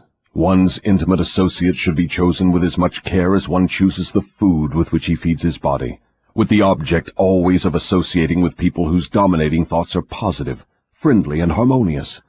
Which class of associates has the greatest influence upon one? One's partner in marriage and in the home, and one's associates in his occupation. After that come close friends and acquaintances. Casual acquaintances and strangers have but little influence on one. Why does one's partner in marriage have so great an influence upon one's mind? Because the relationship of marriage brings people under the influence of spiritual forces of such weight that they become dominating forces of the mind. How may environmental influences be used to break the grip of hypnotic rhythm? All influences which establish thought habits are given permanency through the law of hypnotic rhythm. One may change the influences of his environment, so that the dominating influences are either positive or negative, and the law of hypnotic rhythm will make them permanent, unless they are changed through one's habits of thought. Stating this truth in another way, one may submit himself to any environmental influence desired, whether positive or negative, and the law of hypnotic rhythm will make the influence permanent when it assumes the magnitude of thought habit. Is that the way the law works? That is correct. Be careful of all forces which inspire thought. Those are the forces which constitute environment and determine the nature of one's earthly destiny. What class of people controls their environmental influences? The non-drifters. All who are victims of the habit of drifting forfeit their power to choose their own environment. They become the victims of every negative influence of their environment. Is there no way out for the drifter? Is there no method by which he may submit himself to the influence of a positive environment? Yes, there is a way out for drifters. They can stop drifting, take possession of their own minds, and choose an environment which inspires positive thought. This they may accomplish through definiteness of purpose. Is that all there is to the act of eliminating the habit of drifting? Is the habit only a state of mind? Drifting is nothing but a negative state of mind, a state of mind conspicuous by its emptiness of purpose. What effective procedure may one follow in establishing an environment most helpful in developing and maintaining positive thought habits? The most effective of all environments is that which may be created by a friendly alliance of a group of people who will obligate themselves to assist one another in achieving the object of some definite purpose. This sort of an alliance is known as a mastermind. Through its operation, one may associate himself with carefully chosen individuals, each of whom brings to the alliance some knowledge, experience, education, plan, or idea suited to his needs in carrying out the object of his definite purpose. The most successful leaders in all walks of life avail themselves of this sort of made-to-order environmental influence. Outstanding achievement is impossible without the friendly cooperation of others. Stating the truth in another way, successful people must control their environment, thereby ensuring themselves against the influence of a negative environment. What of people whose duty to relatives makes it impossible for them to avoid the influence of a negative environment? No human being owes another any degree of duty which robs him of his privilege of building his thought habits in a positive environment. On the other hand, every human being is duty-bound to himself to remove from his environment every influence which even remotely tends to develop negative thought habits. Isn't this a cold-blooded philosophy? Only the strong survive. No one can be strong without removing himself from all influences which develop negative thought habits. Negative thought habits result in the loss of the privilege of self-determination, no matter what or who may cause those habits. Positive thought habits may be controlled by the individual and made to serve his aims and purposes. Negative thought habits control the individual and deprive him of the privilege of self-determination. I deduce from all you have said that those who control the environmental influences out of which their thought habits are built are masters of their earthly destinies, and that all others are mastered by earthly destinies. Is that stating the matter correctly? Perfectly stated. What establishes one's thought habits? All habits are established because of inherent or acquired desires, or motives. That is, habits are begun as the result of some form of definite desire. What takes place in the physical brain while one is forming thought habits? Desires are organized impulses of energy, called thoughts. Desires that are mixed with emotional feeling magnetize the brain cells in which they are stored and prepare those cells to be taken over and directed by the law of hypnotic rhythm. When any thought appears in the brain or is created there, and is mixed with keen emotional feeling of desire, the law of hypnotic rhythm begins at once to translate it into its physical counterpart. Dominating thoughts, which are acted upon first by the law of hypnotic rhythm, are those with which are mixed the strongest desires and the most intense feelings. Thought habits are established by the repetition of the same thoughts. What are the most impelling basic motives or desires which inspire thought action?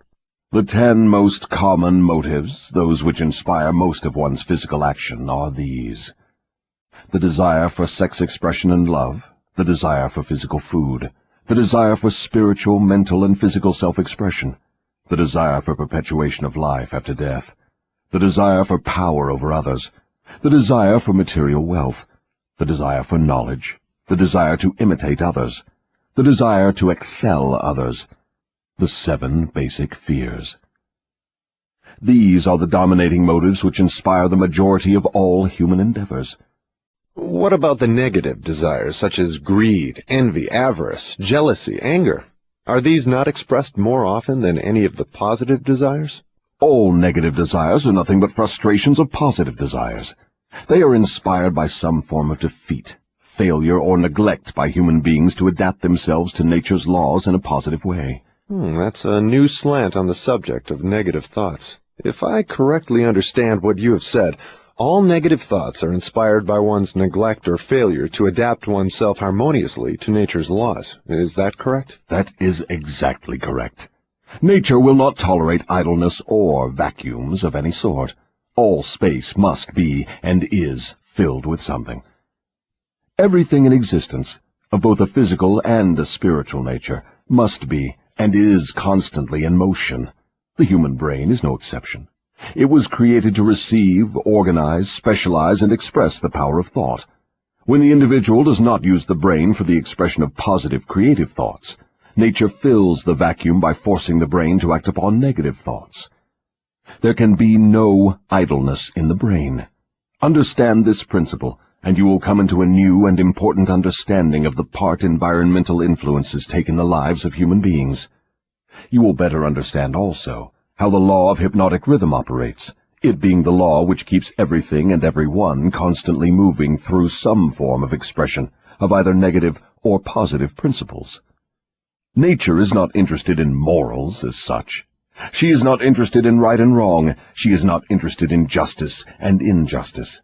She is interested only in forcing everything to express action according to its nature.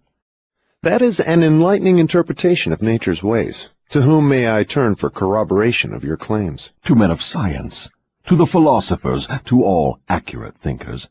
Lastly, to the physical manifestations of nature herself. Nature has no such thing as dead matter. Every atom of matter is constantly in a state of motion. All energy is constantly in motion. There are no dead voids anywhere. Time and space are literally manifestations of motion of such swiftness that it cannot be measured by human beings. Alas, one is forced to the conclusion, from what you say, that the sources of dependable knowledge are shockingly limited. The developed sources of knowledge are limited.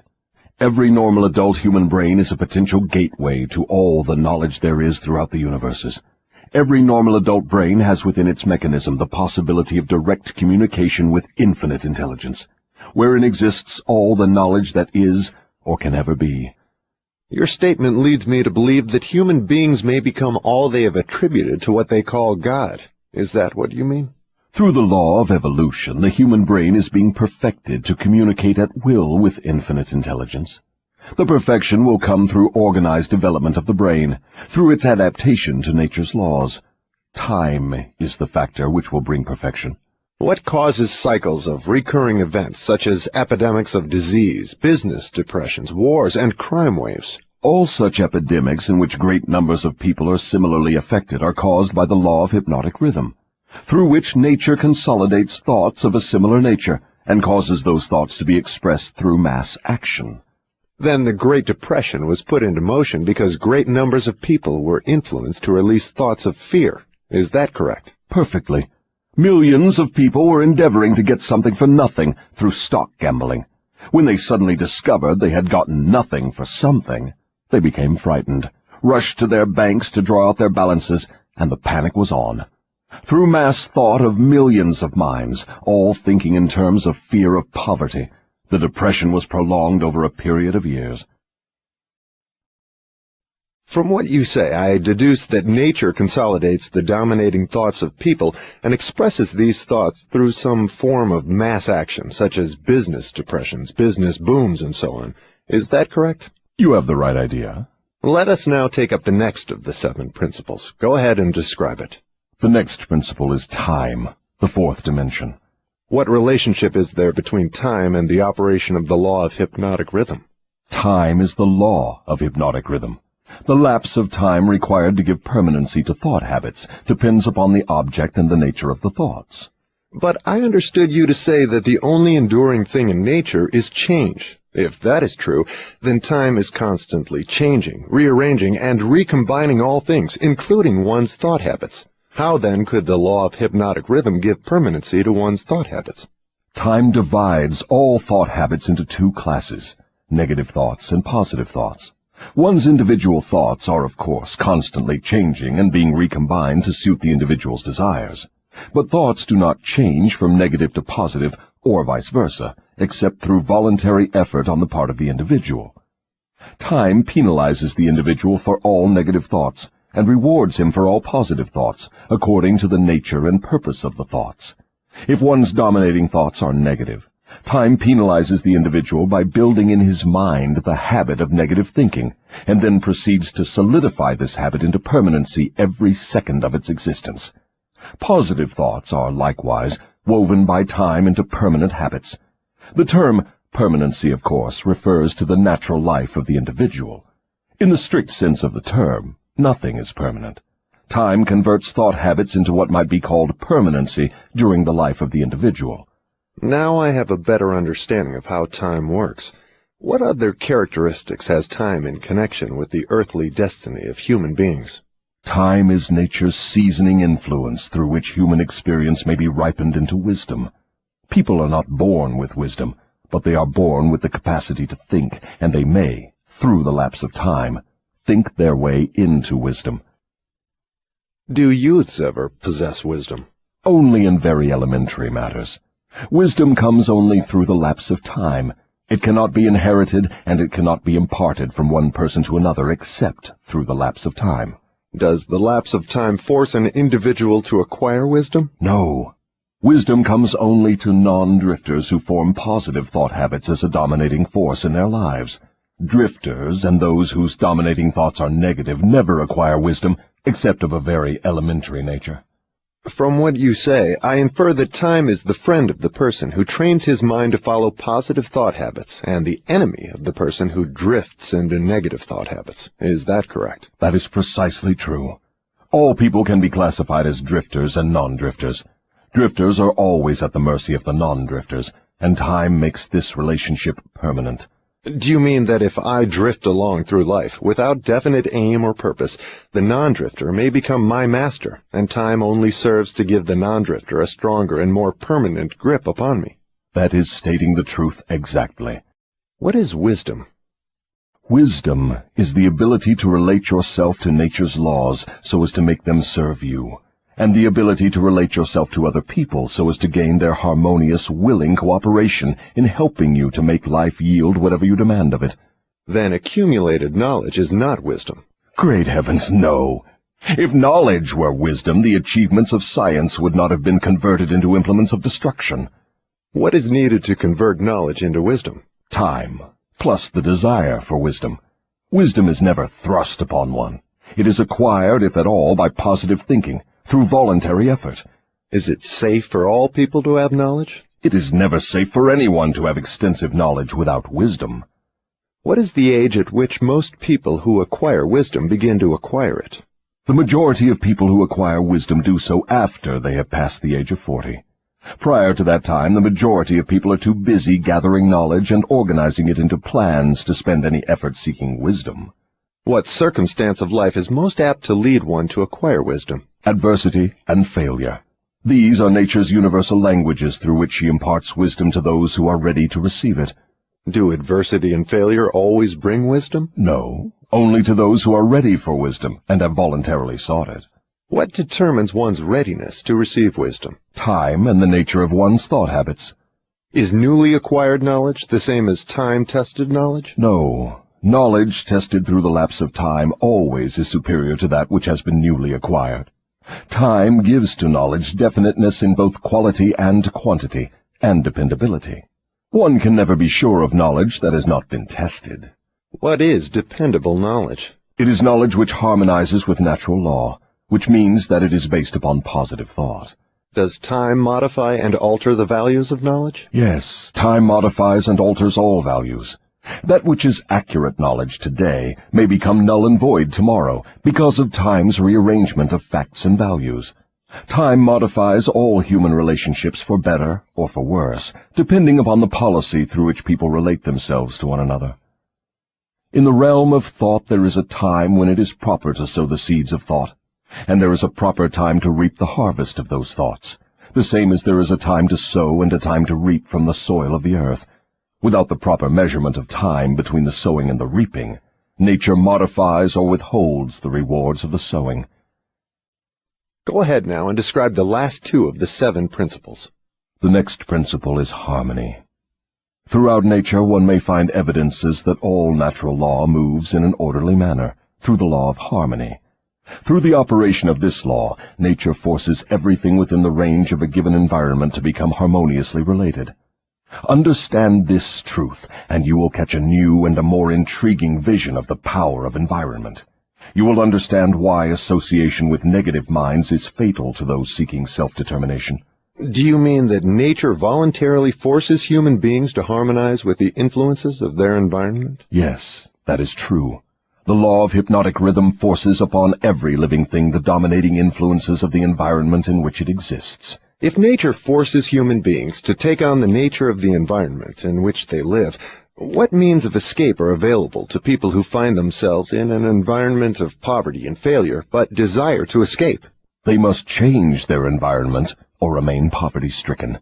Nature permits no one to escape the influences of his environment. However, nature, in her abundance of wisdom, has given to every normal human being the privilege of establishing his own mental, spiritual, and physical environment. But once he establishes it, he must become a part of it. This is the inexorable working of the law of harmony. In a business association, for example, who establishes the dominating influence that determines the rhythm of the environment? The individual or individuals who think and act with definiteness of purpose. Is it as simple as that? Yes. Definiteness of purpose is the starting point from which an individual may establish his own environment. I do not seem to follow your reasoning. The entire world is torn with warfare and business depressions and other forms of strife which represent about everything except harmony. Nature does not seem to be forcing people to harmonize with one another. How do you explain this inconsistency? There is no inconsistency. The dominating influences of the world are, as you say, negative. Very well, nature is forcing human beings to harmonize with the dominating influences of the world environment. Manifestations of harmony may be either positive or negative. For example, a group of men in prison may, and they generally do, think and act in a negative manner. But nature sees to it that the dominating influence of the prison is impressed upon every individual in it. A group of poverty-stricken people in a tenement house may fight among themselves and apparently resist all forms of harmony. But nature forces each of them to become a part of the dominating influence of the house in which they live. Harmony, in the sense it is here used, means that nature relates everything throughout the universe as to every other thing of a similar nature. Negative influences are forced into association with one another, no matter where they may be. Positive influences are just as definitely forced into association with one another. I'm beginning to see why successful business leaders are so careful in the choice of their business associates. Men who succeed in any calling usually establish their own environment by surrounding themselves with people who think and act in terms of success. Is that the idea? That is the idea exactly. Observe, with profit, that the one thing all successful men insist upon is harmony among their business associates. Another trait of successful people is that they move with definiteness of purpose and insist upon their associates doing the same. Understand these two truths, and you understand the major difference between a Henry Ford and a day laborer. Now, tell me about the last of the 7 principles. The last principle is caution. Next to the habit of drifting, the most dangerous human trait is the lack of caution. People drift into all sorts of hazardous circumstances because they do not exercise caution by planning the moves they make. The drifter always moves without exercising caution. He acts first and thinks later, if at all. He does not choose his friends. He drifts along and allows people to attach themselves to him on their own terms. He does not choose an occupation. He drifts through school and is glad to get the first job that will give him food and clothing. He invites people to cheat him at trade by neglecting to inform himself of the rules of trade. He invites illness by neglecting to inform himself of the rules of sound health.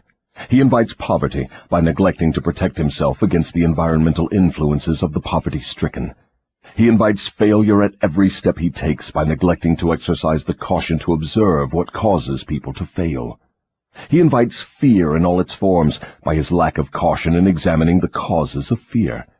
He fails in marriage because he neglects to use caution in his choice of a mate, and he uses still less caution in his methods of relating himself to her after marriage. He loses his friends or converts them into enemies by his lack of caution in relating himself to them on the proper basis. Are all people lacking in caution? No, only those who have acquired the habit of drifting. The non-drifter always uses caution. He carefully thinks his plans through before he begins them. He makes allowances for the human frailties of his associates, and plans ahead to bridge them. If he sends a messenger on an important mission, he sends someone else to make sure the messenger does not neglect his mission. Then he checks on both of them to be sure his wishes have been fulfilled. He takes nothing for granted where caution provides a way to ensure his success. Isn't over-caution as detrimental as lack of caution? There is no such thing as over-caution. What you call over-caution is an expression of fear. Fear and caution are two entirely different things. Don't people mistake fear for over-caution? Yes, that does sometimes happen. But the majority of people create for themselves far more disastrous hazards by total lack of the habit of caution than by over-caution. In what way may caution be used most advantageously? In the selection of one's associates, and in one's method of relating oneself to associates. The reason for this is obvious. One's associates constitute the most important part of one's environment, and environmental influences determine whether one forms the habit of drifting, or becomes a non-drifter. The person who exercises due caution in the choice of associates never allows himself to be closely associated with any person who does not bring to him, through the association, some definite mental, spiritual, or economic benefit. Isn't that method of choosing associates selfish? It is sensible, and leads to self-determination. It is the desire of every normal person to find material success and happiness. Nothing contributes more to one's success and happiness than carefully chosen associates. Caution in the selection of associates becomes, therefore, the duty of every person who wishes to become happy and successful.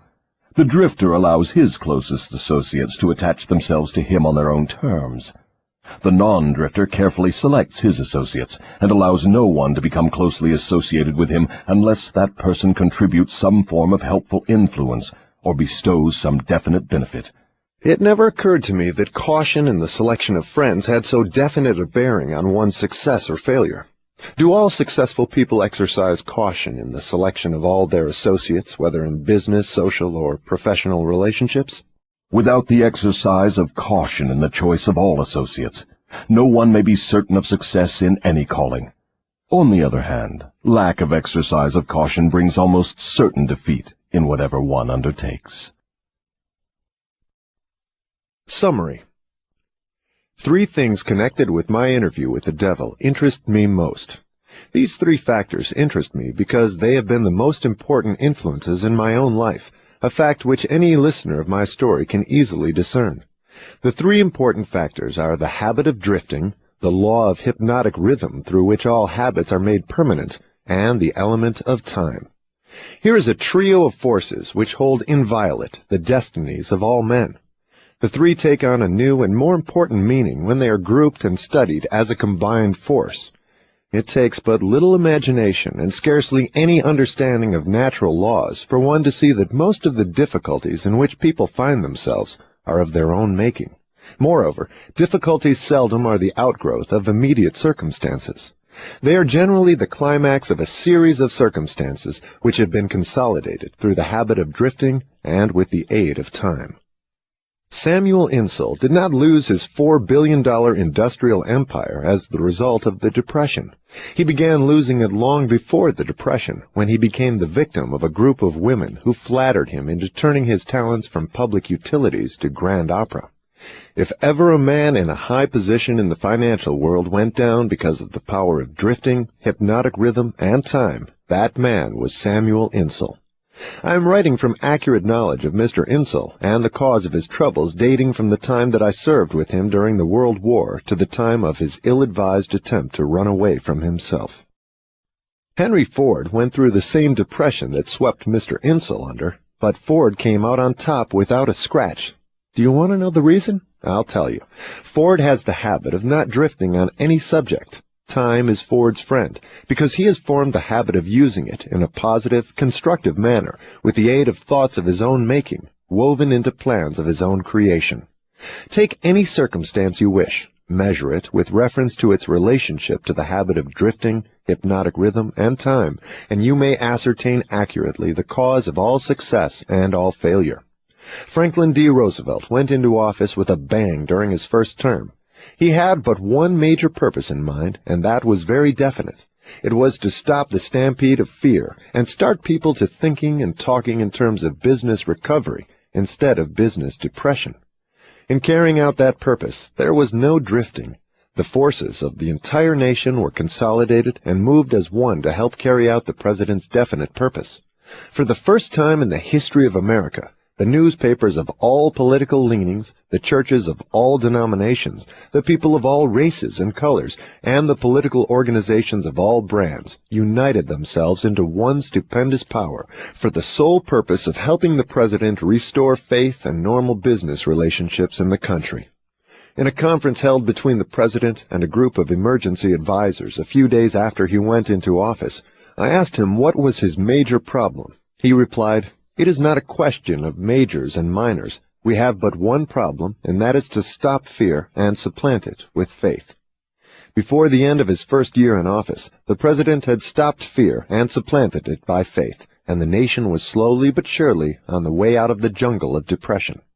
By the end of his first term, mark well the element of lapse of time, the president had so effectively consolidated the forces of American business and private life that he had an entire nation in back of him, ready, willing, and enthusiastically desirous of following his lead, no matter which way he went. These are facts well known to everyone who reads newspapers or listens to the radio. Then came another presidential election and the opportunity for the people to express their faith in their leader.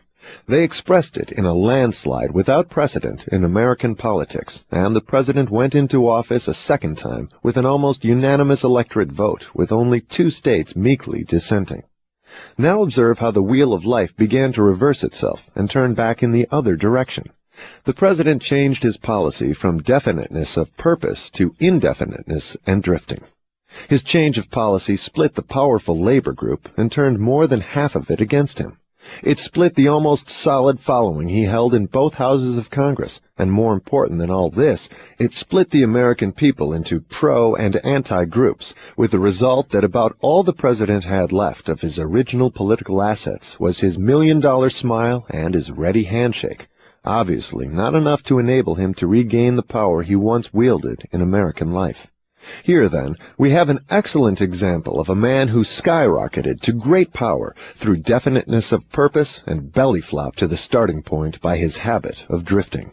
In both his rise and his fall can be seen clearly the operation of the principles of drifting and non-drifting reaching a climax through the power of hypnotic rhythm and time. All my life, the devil had a dramatic story to tell of his dealings with me. He saw me drift in and out of scores of business opportunities for which many would have given a king's ransom. He saw me drifting in my policy of relating myself to others, particularly in my lack of caution in business dealings.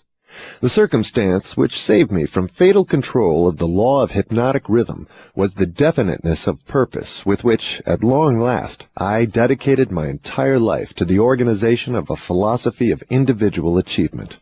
I drifted at one time or another on all my minor whims and endeavors, but my drifting was offset by my major purpose, which was sufficient to restore my courage and start me once more in the quest of knowledge every time I was defeated in connection with my minor aims.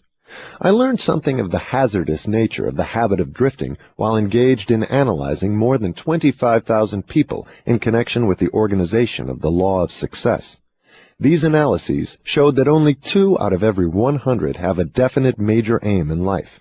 The other 98 were caught by the habit of drifting. It seems more than a coincidence that my analyses clearly corroborated the devil's claim that he controls 98 out of every 100 people because of their habit of drifting. Looking back over my own career, I can see clearly that I could have avoided the majority of the temporary defeats with which I met if I had been definitely following a plan for the attainment of my major purpose in life. From my experience in having analyzed the problems of more than 5,000 families, I know definitely that the majority of married people who get out of harmony with each other do so because of the accumulation of a great number of little circumstances in their married relationship, which could have been cleared up and disposed of as they arose if there had been a definite policy to do so. They do not live their married life with definiteness of purpose. So the story has gone, all back down the ages. The man with the most definite plan and purpose and the most power rides on to victory. The others scurry for cover and get crushed under the heels of those who are more determined. The answer is not hard to find. There is no use looking toward high heaven for it. For my part, I would prefer to seek the answer from the devil, for he would tell me quickly enough that victory goes to the people who know what they want and are determined to have it. They have mastered the habit of drifting. They have definite policies, definite plans, and definite objectives.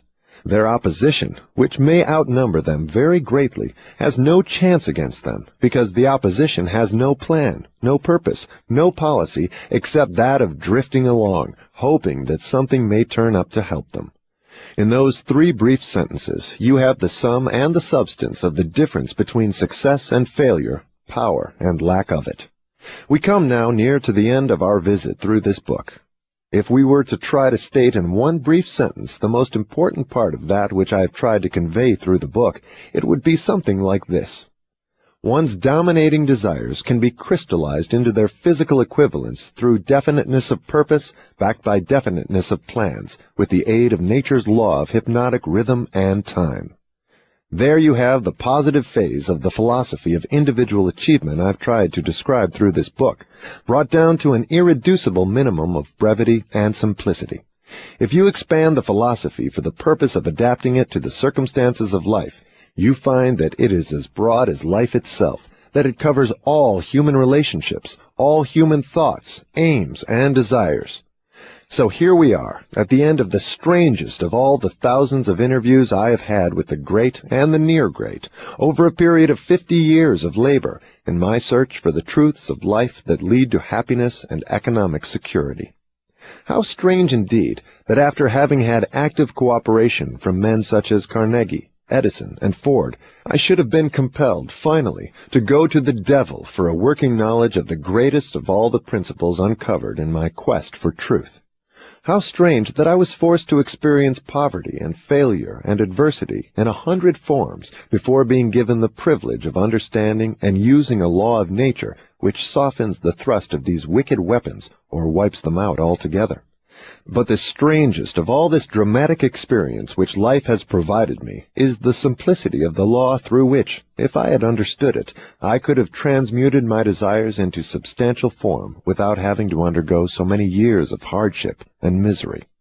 I find now, at the end of my interview with the devil, that I had been carrying in my own pockets the matches with which the fires of adversity were being touched off. And I find, too, that the water with which those fires were finally extinguished was at my command in great abundance. I searched for the philosopher's lodestone with which failure may be converted into success, only to learn that both success and failure are the results of day-to-day evolutionary forces, through which dominating thoughts are pieced together bit by bit and woven into the things we want or the things we do not want, according to the nature of those thoughts. How unfortunate that I did not understand this truth from the time that I reached the age of reason, for if I had understood it then, I might have been able to go around some of the hurdles I've been forced to jump as I walked through the valley of the shadow of life. The story of my interview with the devil is now in your hands. The benefits you will receive from it will be in exact proportion to the thought it inspires in you. To benefit from listening to the interview, you need not agree with every portion of it. You have only to think and to reach your own conclusions concerning every part of it. How reasonable that is. You are the judge and the jury and the attorney for both the prosecution and the defense. If you do not win your case, the loss and the cause thereof will be yours.